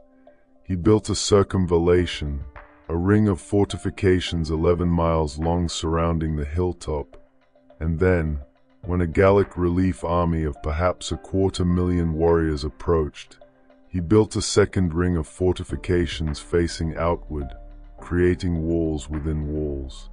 For weeks, Caesar's army of perhaps 60,000 fought off attacks from both the besieged garrison and the relief force. When Vercingetorix finally surrendered, the rebellion was crushed. Caesar's commentaries estimate that during his 8 years in Gaul, 1 million Gauls were killed and another million enslaved. Figures that may be exaggerated but give some sense of the devastation. Gaul would remain Roman for 5 centuries. While Caesar was winning glory in Gaul, the triumvirate was crumbling in Rome. Crassus, jealous of the military achievements of his partners, sought his own command in the east against the Parthian Empire, the successor to the Persian Empire that controlled Mesopotamia and beyond. In 53 BCE, at Carrhae in northern Mesopotamia, Crassus led 7 legions into a disaster that would haunt Rome for generations. The Parthians, master horsemen who fought with composite bows and avoided close combat, surrounded the Roman infantry in the open desert and decimated them with arrows. 20,000 Romans died, including Crassus himself, and 10,000 were captured and marched east into captivity, some ending up as border guards on the far edge of the Parthian Empire, as far from Rome as it was possible to be while remaining in the known world. The Parthians poured molten gold into Crassus's mouth after his death, mockingly satisfying his famous thirst for wealth. The legionary standards, The sacred eagles that represented Rome's honor were captured, a humiliation that would not be avenged for a generation. With Crassus dead, only Pompey and Caesar remained, and the Senate, terrified of Caesar's power and popularity, began courting Pompey as a counterweight. Pompey, ever concerned with legitimacy and respectability, drifted toward the senatorial faction. The personal bond between the two men had been strengthened by family connection. Pompey had married Caesar's daughter Julia, and by all accounts, the marriage was a loving one, but Julia died in childbirth in 54 BCE, severing this tie. As Caesar's command in Gaul neared its end in 50 BCE, the question of what would happen when he returned became the central issue in Roman politics. Caesar wanted to run for consul in absentia, retaining his command until he could assume the consulship and thus maintain his immunity from prosecution. His enemies in the Senate, led by Cato the Younger and supported by Pompey, insisted he must disband his army before entering Italy and face potential trials for his actions during his first consulship. Behind the legal arguments lay a starker reality. If Caesar returned without his army, his enemies would destroy him. But if he returned with his army, civil war was inevitable. In January of 49 BCE, the Senate passed what amounted to a declaration of martial law, ordering Caesar to disband his legions or be declared an enemy of the state. Pompey was given command of the Republic's forces. Caesar had positioned one of his legions at Ravenna, just south of the Rubicon River, which marked the boundary between his province of Cisalpine Gaul and Italy proper. Roman law absolutely forbade a general from bringing his army across this boundary.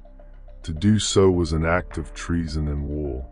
On the night of January 10th, 49 BCE, Caesar stood on the banks of the Rubicon with a single legion, knowing that if he crossed, there could be no turning back. According to the historian Suetonius, he quoted a line from the Greek playwright Menander, "Alia iactor ist," the die is cast, and led his troops across the river.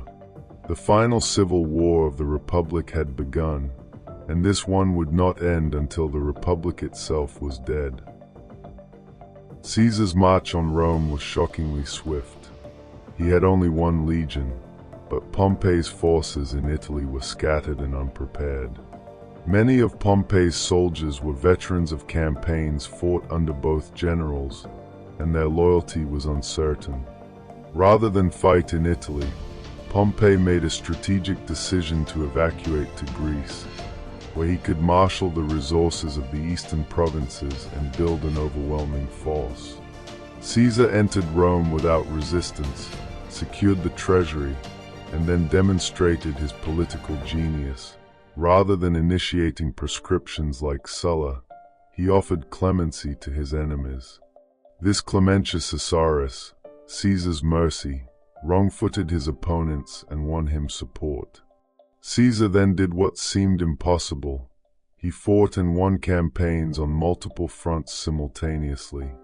He defeated Pompey's forces in Spain, secured Sicily and Sardinia to protect Rome's grain supply, and then, in an audacious move with insufficient ships, crossed to Greece to confront Pompey directly.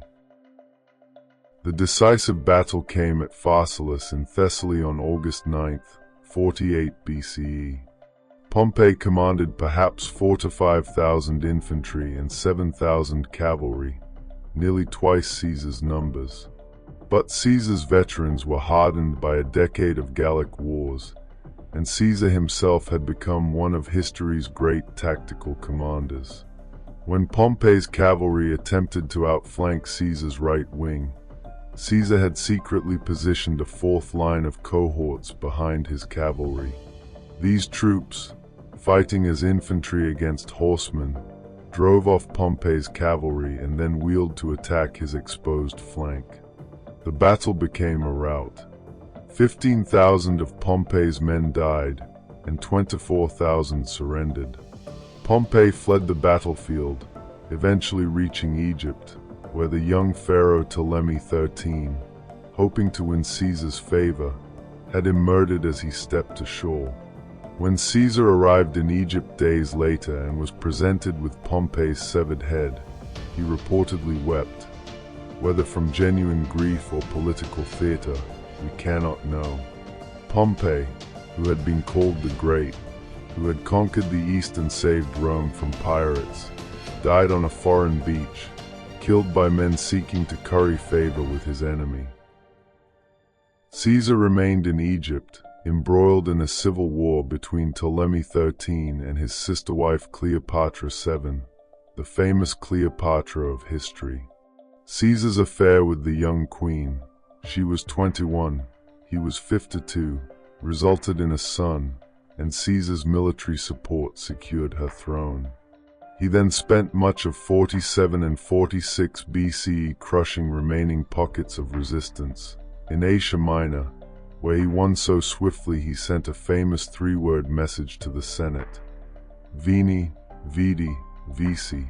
I came, I saw, I conquered, in North Africa, where Pompey's supporters had rallied, and finally in Spain, where Pompey's sons led a last desperate resistance. By 45 BCE, Caesar stood alone, master of the Roman world. The war's finally over. But having won everything, he now faced the impossible question that had destroyed every would-be reformer of the Republic. What do you do with victory? How do you transform a state designed for collective rule into a vehicle for one man's power? And how do you ensure that your enemies, shown mercy, do not use that mercy to destroy you? Caesar, perhaps the most brilliant Roman who ever lived, would have less than a year to find answers before his clemency proved fatal.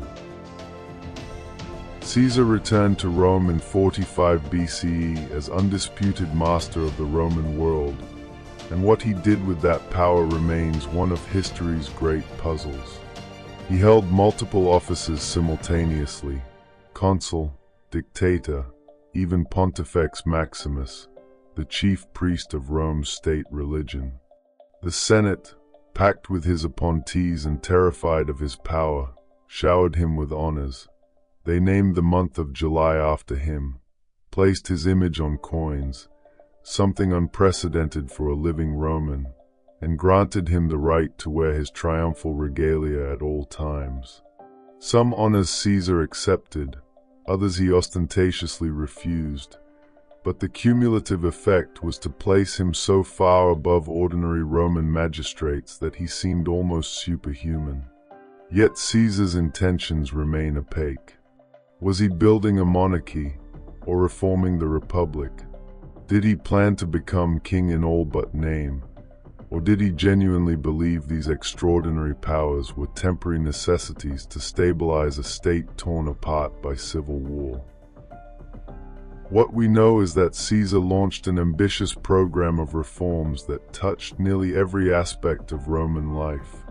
He settled his veterans in colonies throughout the empire, easing Rome's chronic unemployment by moving perhaps 80,000 citizens to new homes in the provinces. He revised the calendar, working with the Alexandrian astronomer Sosigenes to create what we now call the Julian calendar, 365 days with a leap year every 4 years, which remained in use with only minor modifications for over 1,500 years. He planned massive public works, a new library to rival Alexandria's, the draining of the Pontine marshes south of Rome, even a canal through the Isthmus of Corinth. He reformed the grain dole and limited eligibility to reduce the treasury's burden. He packed the Senate with his supporters, expanding it from 600 to 900 members, including men from Gaul and other provinces, a move that outraged traditional senators who saw their exclusive club diluted with provincials. And perhaps most controversially, He planned a massive campaign against Parthia to avenge Crassus and recover the lost eagles, scheduled to begin in March of 44 BCE. But Caesar's supremacy rested on a paradox. He had saved the Republic from chaos by assuming powers that destroyed the Republic's fundamental character. The old aristocracy, their power and prestige diminished, watched as this one man made decisions that had once required consultation and consensus. Some genuinely believed Caesar intended to make himself king, a title Romans had loathed since expelling the Tarquins 5 centuries earlier. On the festival of Lupercalia in February 44 BCE, Mark Antony, Caesar's loyal lieutenant, publicly offered Caesar a crown. Caesar refused it, and the crowd cheered, but the gesture had been made. Whether it was a clumsy attempt by Antony to test public opinion or a carefully staged performance by Caesar to demonstrate his republican virtue, it convinced his enemies that action was necessary. The conspiracy that formed against Caesar was led by men who called themselves the Liberators, chief among them Marcus Junius Brutus, whose ancestor had supposedly driven out the last king and founded the Republic, and Gaius Cassius Longinus, a capable general who harbored personal resentment against Caesar. Ironically, both men owed their lives and positions to Caesar's clemency. They had fought for Pompey but had been pardoned. The conspirators numbered about 60 senators, a remarkable achievement in secrecy, and they planned their strike for the Ides of March 15th, 44 BCE, when Caesar would attend a Senate meeting. According to later accounts, Caesar received multiple warnings. A soothsayer supposedly told him to beware the Ides of March. His wife Calpurnia dreamed of his murder and begged him not to go, and someone even tried to hand him a note revealing the plot as he entered the Senate chamber. But Caesar, perhaps believing his own legend or perhaps simply fatalistic, attended the meeting. As the session began, the conspirators surrounded Caesar on the pretext of presenting a petition. Suddenly, one of them grabbed Caesar's toga from behind, the signal, and another struck the first blow with a dagger, catching Caesar below the throat. What followed was a frenzied stabbing, 23 wounds, the conspirators so eager to participate that they wounded each other in the chaos. According to the historian Suetonius, writing more than a century later, Caesar fought back at first, but when he saw Brutus among his attackers, he pulled his toga over his head and stopped resisting, dying at the base of Pompey's statue with the words "Et tu, Brute," and "You, Brutus," though this phrase appears only in much later sources and may be dramatic invention. What is certain is that Caesar died, and his assassins stood in the Senate chamber over his body, bloody daggers in hand, expecting to be hailed as saviors of the Republic. Instead, they found themselves facing silence and then chaos.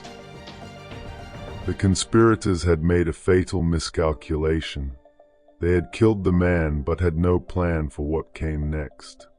They assumed that with Caesar dead, the Republic would simply resume its normal function, as if the previous century of civil wars had never happened. But Rome had changed. The people of Rome had loved Caesar, who had given them grain and entertainment and victory. The legions had been loyal to Caesar personally, and his veterans were not about to see their land grants and pensions evaporate. Mark Antony, Caesar's co-consul, seized the initiative. At Caesar's funeral, Antony gave a masterful speech, immortalized in Shakespeare's play, though the historical reality was likely different, displaying Caesar's bloody toga and reading his will, which left gardens to the public and money to every Roman citizen. The crowd erupted in fury. The assassins fled the city as mobs hunted them through the streets. One unfortunate poet named Cinna was torn to pieces by a crowd that confused him with one of the conspirators who shared his name. The liberators, who had styled themselves as heroes, found themselves exiled and condemned. But Caesar's death did not restore the Republic. It merely opened another round of civil war. Into this chaos stepped an unexpected figure, Gaius Octavius, Caesar's 18-year-old great-nephew and adopted son, named in Caesar's will as his heir. Few took this teenager seriously at first. Cicero, the great orator and statesman who had survived decades of Rome's political turmoil, thought Octavian could be used and then discarded, famously saying the boy should be praised, raised, and erased. But Octavian proved to have inherited more than Caesar's name. He had political cunning that belied his youth, a ruthless understanding of power, and the immense advantage of being called Caesar. For to the legions and the people, Caesar's heir was Caesar reborn. Octavian allied with Mark Antony and another of Caesar's officers, Lepidus, forming what historians call the Second Triumvirate, but this was no private agreement like the first. It was officially sanctioned by law, giving the three men absolute power to reform the state. Their first act was to revive Sulla's prescriptions, but on an even more terrible scale. The triumvirs needed money to pay their legions and wanted to eliminate potential opponents. They drew up lists of enemies, political rivals, wealthy men whose property they coveted, anyone who had supported the assassins. Perhaps 300 senators and 2,000 equestrians were condemned to death. Their heads were displayed in the forum, just as Sulla had done.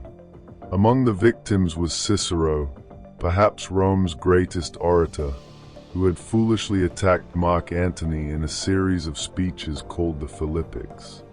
Antony's soldiers caught him trying to flee to Greece and killed him, cutting off his head and hands, which were nailed to the speaker's platform in the forum, where he had given so many brilliant speeches. His wife's enemy, Fulvia, reportedly stabbed his tongue repeatedly with a hairpin. The republic that Cicero had spent his life defending through words died with him, and the men who killed him did not even pretend to be saving the republic. They were simply consolidating power. In 42 BCE, the armies of the triumvirs met the forces of the liberators at Philippi in Macedonia. Brutus and Cassius commanded perhaps 19 legions, but they were decisively defeated in 2 battles fought 3 weeks apart. Both committed suicide rather than be captured. The assassins who had sought to save the Republic by killing Caesar had only succeeded in plunging Rome into another devastating civil war, and now they were all dead or in flight. The final act of the Republic's long death was about to begin, and it would be fought between the 2 men who had inherited Caesar's legacy, Mark Antony, the soldier and politician who had been Caesar's right hand, and Octavian, the cold, calculating youth who had taken Caesar's name. The Mediterranean world would be their battlefield, and when the dust settled, only one would remain, and Rome would have a master once again. But this time, the master would be clever enough not to call himself king. After Philippi, the triumvirs divided the Roman world among themselves. Lepidus received Africa, Octavian took the west including Italy and Spain, and Mark Antony claimed the wealthy east. For a time, this arrangement held, but the division carried within it the seeds of inevitable conflict. Antony was everything Octavian was not, a charismatic general beloved by his soldiers, a man of appetites and passions who lived large and won loyalty through personal magnetism. Octavian, by contrast, was often sickly, no great warrior, but possessed a calculating political mind and understood something Antony never quite grasped. that power in Rome would ultimately be decided in Rome itself, not in the perfumed palaces of Alexandria. And it was to Alexandria that Antony increasingly gravitated, drawn into the orbit of Cleopatra VII, the last Ptolemaic ruler of Egypt, whose intelligence and ambition matched his own. The affair between Antony and Cleopatra, for it was certainly that, though also a political alliance, became the stuff of legend even in their own time. Cleopatra had borne Caesar a son. Now she bore Antony 3 children, including twins she named Alexander Aelios and Cleopatra Selene, the sun and the moon. Antony, flush with the wealth of the East, celebrated triumphs not in Rome but in Alexandria, distributed Roman territories to Cleopatra and their children in what became known as the Donations of Alexandria in 34 BCE, and increasingly styled himself as a Hellenistic monarch rather than a Roman magistrate. For Octavian, watching from Rome, this was a gift beyond measure. He could not simply attack Antony. That would be another civil war, and Romans were exhausted by civil war. But he could portray Antony as having been corrupted by foreign influence, bewitched by an Eastern queen who sought to make herself Empress of Rome, a threat not to Octavian personally but to Rome itself. Octavian's propaganda campaign was masterful. He obtained Antony's will, possibly illegally, and read it to the Senate, revealing that Antony wished to be buried in Alexandria beside Cleopatra rather than in Rome, that he recognized Caesar's son as his legitimate heir, effectively disinheriting Octavian. The Senate was outraged, or appeared to be. In 32 BCE, Rome declared war, but significantly, not against Antony directly. The declaration was against Cleopatra, the foreign queen who had supposedly seduced a Roman into betraying his fatherland. It was a civil war presented as a foreign war, the final conflict between East and West, Rome and Egypt, the clean-living Italian virtues of Octavian against the decadent, wine-soaked luxury of the Ptolemaic court.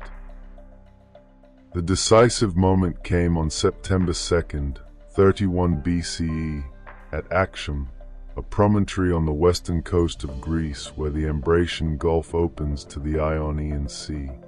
Antony commanded perhaps 500 ships and 100,000 men.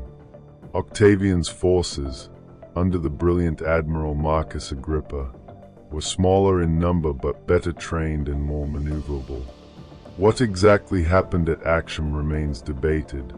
The ancient sources are contradictory and biased.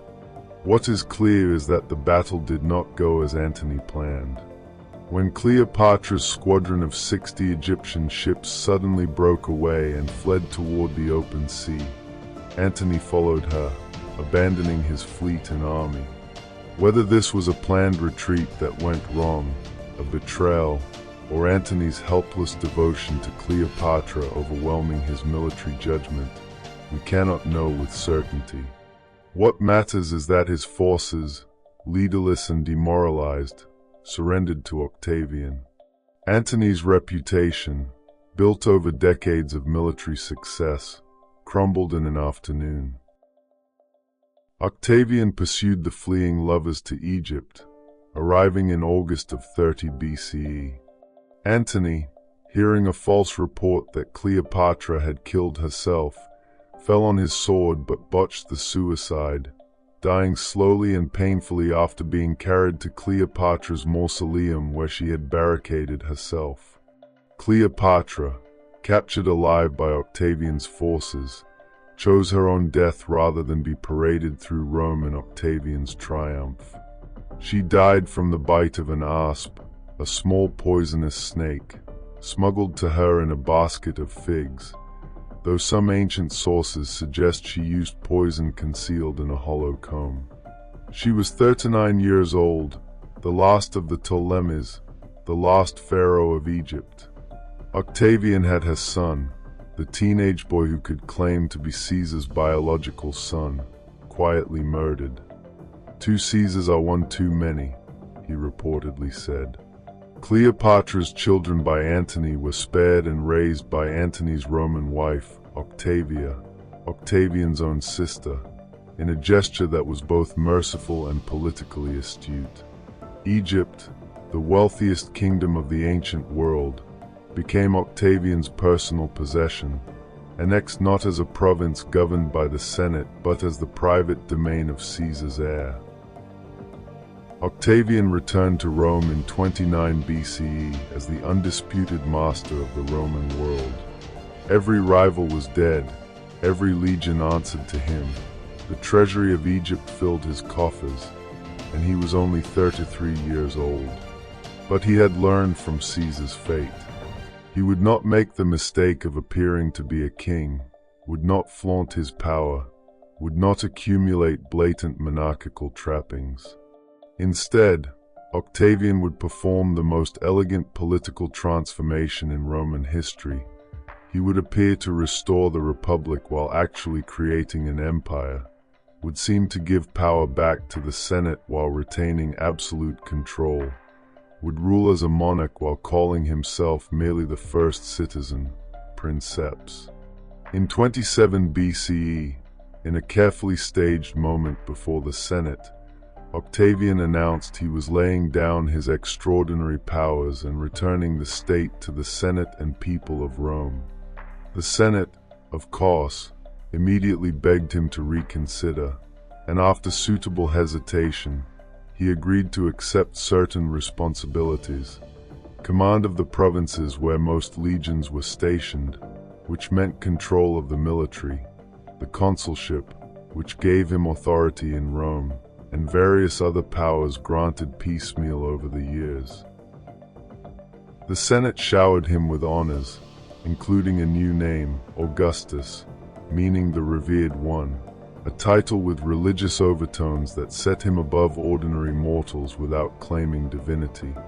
He became Caesar Augustus, and though he carefully maintained republican forms, there were still consuls and praetors and tribunes.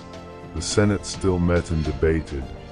Real power had become concentrated in one man. Augustus controlled the armies, the treasury, and through various legal fictions, could veto any decision and propose any law. He created the Praetorian Guard, 9 cohorts of elite soldiers stationed in Italy, ostensibly to maintain order but actually his personal military force in the heart of the empire. He reformed the administration of the provinces, stamping out the worst abuses of the republican system where governors had treated their provinces as personal fiefdoms to plunder.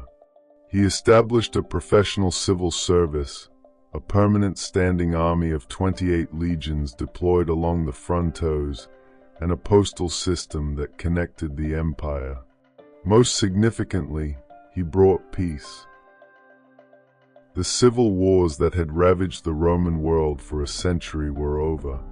In 29 BCE, the doors of the Temple of Janus in Rome, which stood open in times of war and closed in peace, were shut for only the 3rd time in Roman history. The Pax Augusta, the Peace of Augustus, settled over the Mediterranean world like a warm blanket after a long, terrible night. Trade flourished, cities grew, roads were built, and a generation grew up that had never known civil war. The poet Virgil wrote the Aeneid, an epic that linked Rome's destiny to the hero Aeneas fleeing Troy, giving Rome a mythological past as glorious as Greece's. The poet Horace celebrated the new age in his Carmen Secula. Architecture flourished. Augustus famously boasted that he had found Rome a city of brick and left it a city of marble. The Forum of Augustus, the Theatre of Marcellus, the Ara Pacis, the Altar of Peace. These monuments announced that a new age had begun, that the Republic's chaos had given way to imperial order. Yet Augustus's reign was not without shadows and sorrows. His attempts to secure the succession were plagued by tragedy. His favored heirs died one after another: his nephew Marcellus, his beloved general and son-in-law Agrippa, his grandsons Gaius and Lucius Caesar, until he was forced to adopt his stepson Tiberius, a capable but gloomy general whom Augustus neither liked nor trusted. In 9 CE, disaster struck on the empire's northern frontier when Publius Quinctilius Varus, governor of Germania, led 3 legions, the 17, 18, and 19, into the Teutoburg Forest and into an ambush orchestrated by Arminius, a Germanic chieftain who had served in the Roman army. Over 3 days of running battle in the dark German forests, 20,000 Roman soldiers were slaughtered. Varus fell on his sword, and the legionary eagles were captured. When news reached Rome, Augustus was said to have wandered his palace in grief, beating his head against the walls and crying, "Quinctili ver, legions red." Varus, give me back my legions. Rome never again attempted to conquer Germania beyond the Rhine. The lost legions' numbers were never used again, and the disaster at Teutoburg Forest marked the effective limit of Rome's expansion in the north, establishing the Rhine and Danube rivers as boundaries that would endure for centuries. Augustus died in 14 CE at the age of 75, having ruled for 41 years, longer than most Romans could remember any other government. His funeral was a spectacle of state grief, but the true test of his achievement was what happened next. The transfer of power was smooth, orderly, without civil war. Tiberius, his adopted son and stepson, became emperor not through military force but through constitutional legitimacy, and the Augustan system revealed its genius. The Principate, this peculiar hybrid of republic and monarchy, would endure for 3 centuries, providing stability that allowed the Roman Empire to reach its greatest extent and bring unprecedented peace to the Mediterranean world. Yet the price of this stability was the slow strangulation of political freedom, as emperors who began as first citizens gradually became autocrats, and the Senate that had once ruled Rome became little more than an advisory body rubber-stamping imperial decisions. The 1st century CE saw the empire consolidate and expand under a succession of emperors both brilliant and mad. Claudius, who stammered and was dismissed as a fool, conquered Britain in 43 CE, the systematic conquest that Caesar had only touched, bringing the island under Roman control for nearly 4 centuries and establishing cities like Londinium that would endure long after Rome itself fell. Yet this same century also saw Caligula, who reportedly made his horse a consul and whose erratic cruelty terrified Rome until his assassination, and Nero, who fiddled, or more accurately, played the lyre, while Rome burned in the Great Fire of 64 CE. Nero blamed the Christians, a small Jewish sect that followed a crucified preacher named Jesus, and initiated the first imperial persecution of this new religion, crucifying them and burning them alive as human torches to light his gardens. Few Romans in Nero's time could have imagined that this obscure cult would eventually conquer Rome more completely than any barbarian army. The year 69 CE, the year of the 4 emperors, revealed the Principate's fundamental weakness. Succession remained uncertain, and when an emperor died without a clear heir, the legions could make and unmake emperors. 4 men claimed the purple that year through military force, until Vespasian, a capable general from a non-aristocratic family, established the Flavian dynasty and restored stability. His son Titus completed the conquest of Judea, destroying Jerusalem and its second temple in 70 CE after a brutal siege where starvation drove mothers to cannibalism, an event that scattered the Jewish people and created a diaspora that would last nearly 2 millennia. Titus brought back the temple's golden menorah to Rome, depicted on his triumphal arch that still stands today, a monument to both Roman glory and Jewish catastrophe. The Flavians also gave Rome the Colosseum, that vast amphitheater that could hold 50,000 spectators watching gladiators fight and die, where elaborate mock naval battles flooded the arena floor, and where thousands of animals were slaughtered for public entertainment. A building that perhaps more than any other symbolizes both Rome's architectural genius and its casual brutality. The 2nd century CE brought Rome's golden age under what historians call the 5 good emperors: Nerva, Trajan, Hadrian, Antoninus Pius, and Marcus Aurelius, who ruled from 96 to 180 CE. This was the empire at its zenith, prosperous, peaceful, well-governed, stretching from Britain to Mesopotamia, from the Rhine to the Sahara. Trajan, a Spaniard and the first provincial emperor, conquered Dacia, modern Romania, whose gold mines enriched Rome's treasury, and briefly pushed Rome's eastern frontier to the Persian Gulf, achieving the empire's greatest territorial extent. His column in Rome, standing 125 feet tall and carved with a spiral of reliefs depicting his Dacian campaigns, remains one of antiquity's most extraordinary artistic achievements. Hadrian, who succeeded him, abandoned Trajan's eastern conquests as indefensible and instead focused on consolidating what Rome held, building walls to mark the empire's limits. Hadrian's wall across northern Britain, stretching 7 to 3 miles from sea to sea, was the most elaborate, a statement in stone that Rome's expansion had reached its natural limits and would expand no more.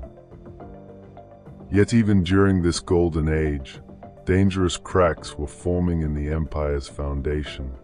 Marcus Aurelius, the philosopher-emperor who wrote his Meditations while campaigning on the Germanic frontier, spent most of his reign fighting wars rather than contemplating Stoic wisdom. A devastating plague, possibly smallpox, swept through the empire during his reign, killing millions, perhaps a quarter of the population in some regions, and the Roman economy, which had grown for 2 centuries on the foundation of conquest and enslaved labor, began to stagnate as conquests ceased. When Marcus Aurelius broke the tradition of adoptive succession and named his biological son Commodus as heir, it proved disastrous. Commodus, who fancied himself a gladiator and fought in the Colosseum dressed as Hercules, was erratic and cruel, and his assassination in 192 CE plunged Rome into another civil war. 5 emperors claimed power in 1 year, with the winner, Septimius Severus, finally emerging after bribing the Praetorian Guard with promises of doubled pay, a precedent that would haunt Rome for centuries as the Guards became kingmakers who murdered emperors who displeased them. The 3rd century CE was Rome's time of crisis, when the empire nearly collapsed entirely. Between 235 and 284 CE, more than 50 men claimed the title of emperor, most reigning for only months before being murdered by their own soldiers or defeated by rivals. The frontos crumbled as Germanic tribes poured across the Rhine and Danube, while in the east, a resurgent Persian empire under the Sassanid dynasty captured the Emperor Valerian in 260 CE, the only Roman emperor ever taken prisoner by a foreign power. Persian accounts claim the Persian king Shapur I used Valerian as a footstool when mounting his horse, and when Valerian finally died, had his skin flayed, dyed red, and displayed in a Persian temple as a trophy. The empire fragmented. Gaul, Britain, and Spain broke away under their own emperors for 15 years. In the east, the trading city of Palmyra under Queen Zenobia briefly controlled Egypt and much of the Roman East. Inflation spiraled out of control as emperors debased the coinage to pay their armies, with the silver content of Roman coins dropping from nearly pure to less than 5%. Cities shrank behind hastily built walls, trade declined, and the question was no longer whether Rome would expand, but whether it would survive at all. From the chaos of the 3rd century emerged an unlikely savior, Diocletian, a soldier from Dalmatia of humble origins who became emperor in 284 CE and proved to be one of Rome's greatest administrative reformers. Recognizing that the empire had grown too vast for one man to govern effectively, Diocletian created the Tetrarchy, rule by 4. He divided the empire into eastern and western halves, each with a senior emperor called an Augustus and a junior emperor called a Caesar, creating a system meant to ensure both efficient governance and smooth succession. Diocletian took the east, the wealthier and more stable half, and ruled from Nicomedia in Asia Minor, not Rome, a symbolic shift that acknowledged the empire's center of gravity had moved eastward. He also initiated the last and most severe persecution of Christians, attempting to extinguish this growing religion through systematic violence. Yet even as he burned their scriptures and martyred their bishops, Christianity continued to spread, appealing especially to the urban poor and women with its promise of salvation and eternal life regardless of earthly status. Diocletian's Tetrarchy collapsed almost immediately after his voluntary retirement in 305 CE. He remains the only Roman emperor to willingly abdicate, spending his final years growing cabbages in his palace at Split. Civil war erupted again among the rival emperors, until Constantine, son of one of the Tetrarchs, emerged victorious.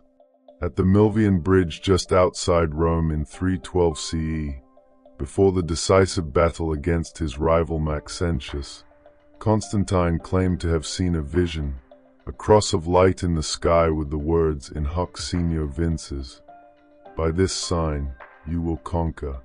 Constantine ordered his soldiers to paint the Christian symbol, the Chi-Rho, on their shields, and when he won the battle as his rival drowned in the Tiber, Constantine attributed his victory to the Christian God.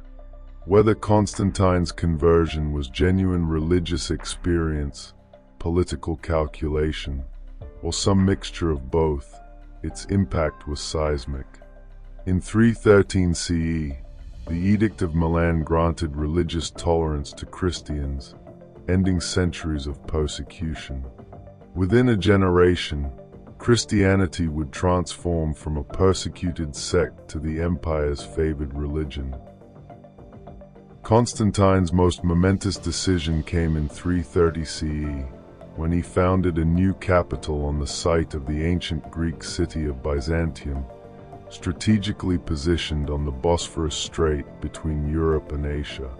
He called it Constantinople, Constantine's city, and built it as a Christian Rome, filled with churches rather than pagan temples, designed from the beginning to be the empire's true center.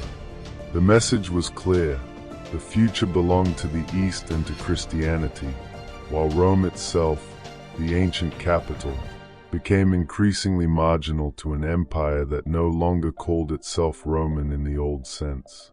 Constantine also completed Diocletian's military reforms, creating mobile field armies separate from the frontier garrisons, and he established a new gold currency, the solidus, so stable that it would remain the standard for 700 years. Yet these reforms came at tremendous cost.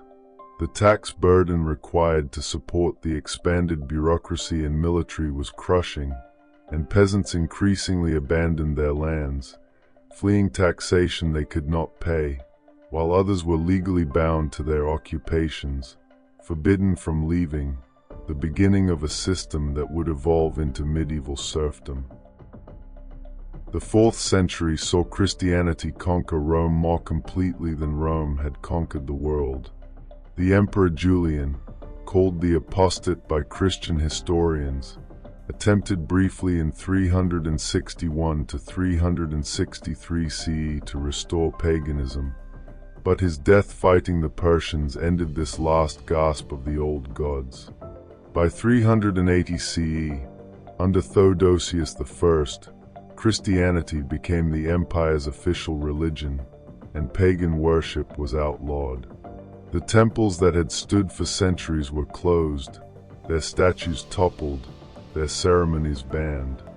The Olympic Games, which had been celebrated for over 1,000 years, were abolished in 393 CE as pagan festivals. The Great Library of Alexandria, or what remained of it, was destroyed by Christian mobs hunting for pagan texts.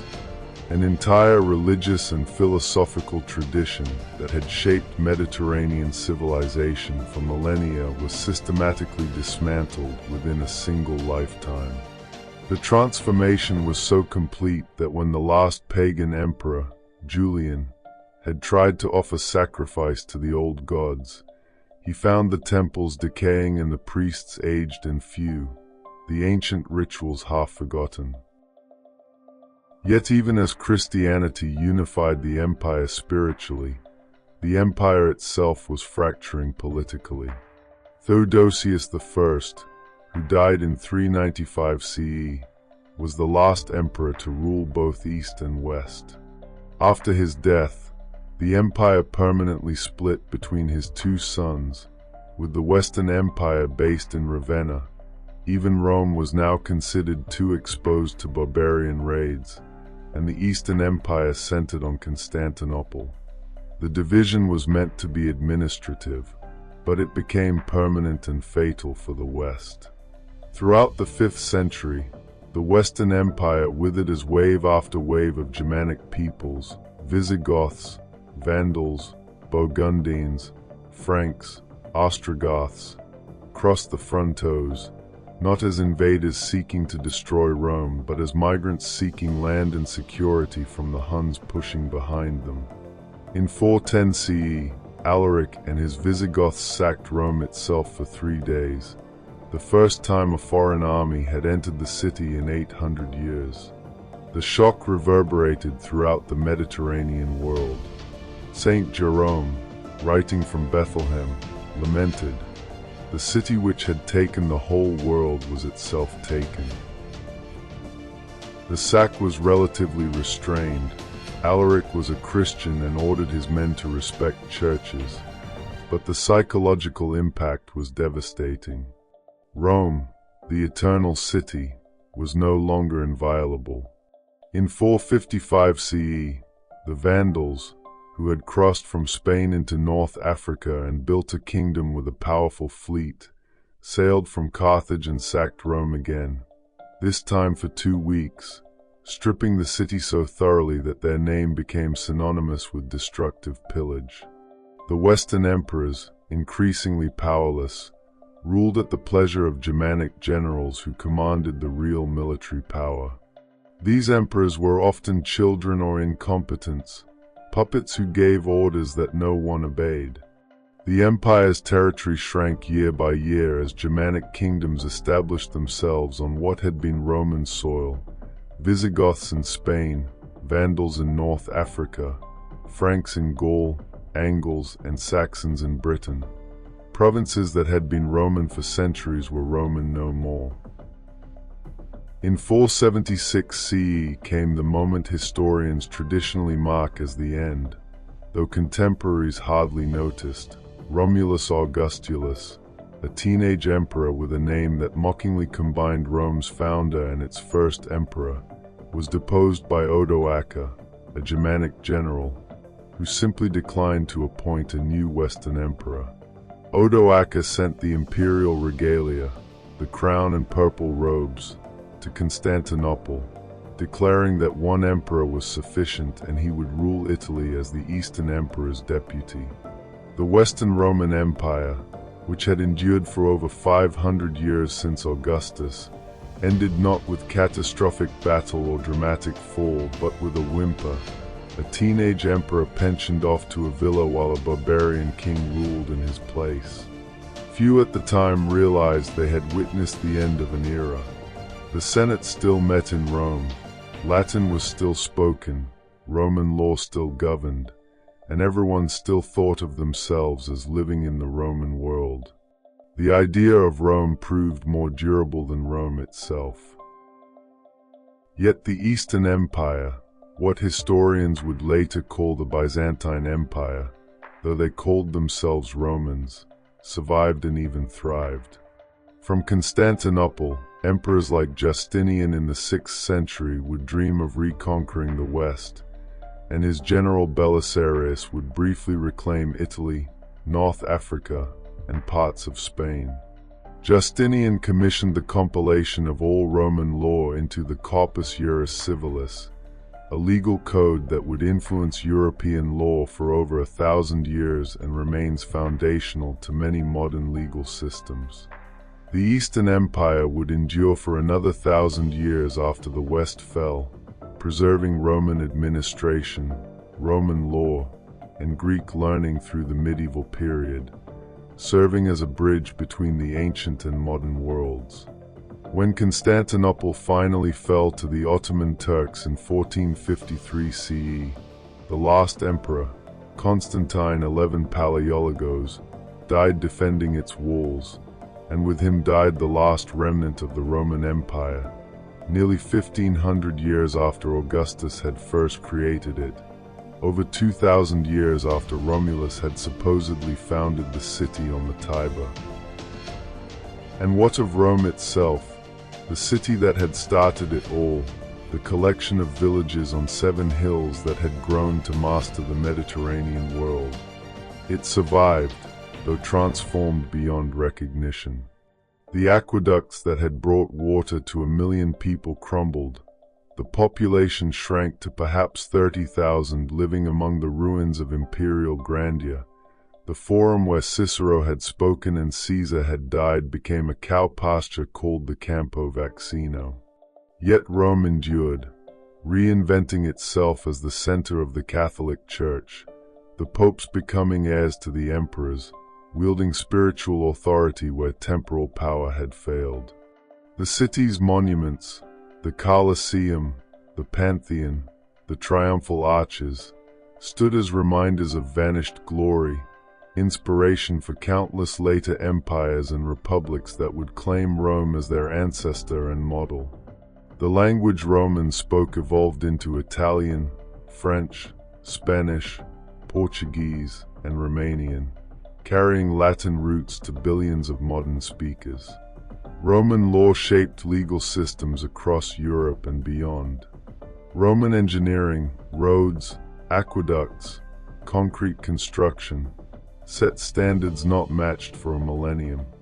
And the very concept of empire, of universal rule bringing peace and order to diverse peoples, remained Rome's most persistent legacy, inspiring and justifying rulers from Charlemagne to Napoleon to those who dreamed of building new Romes in new worlds.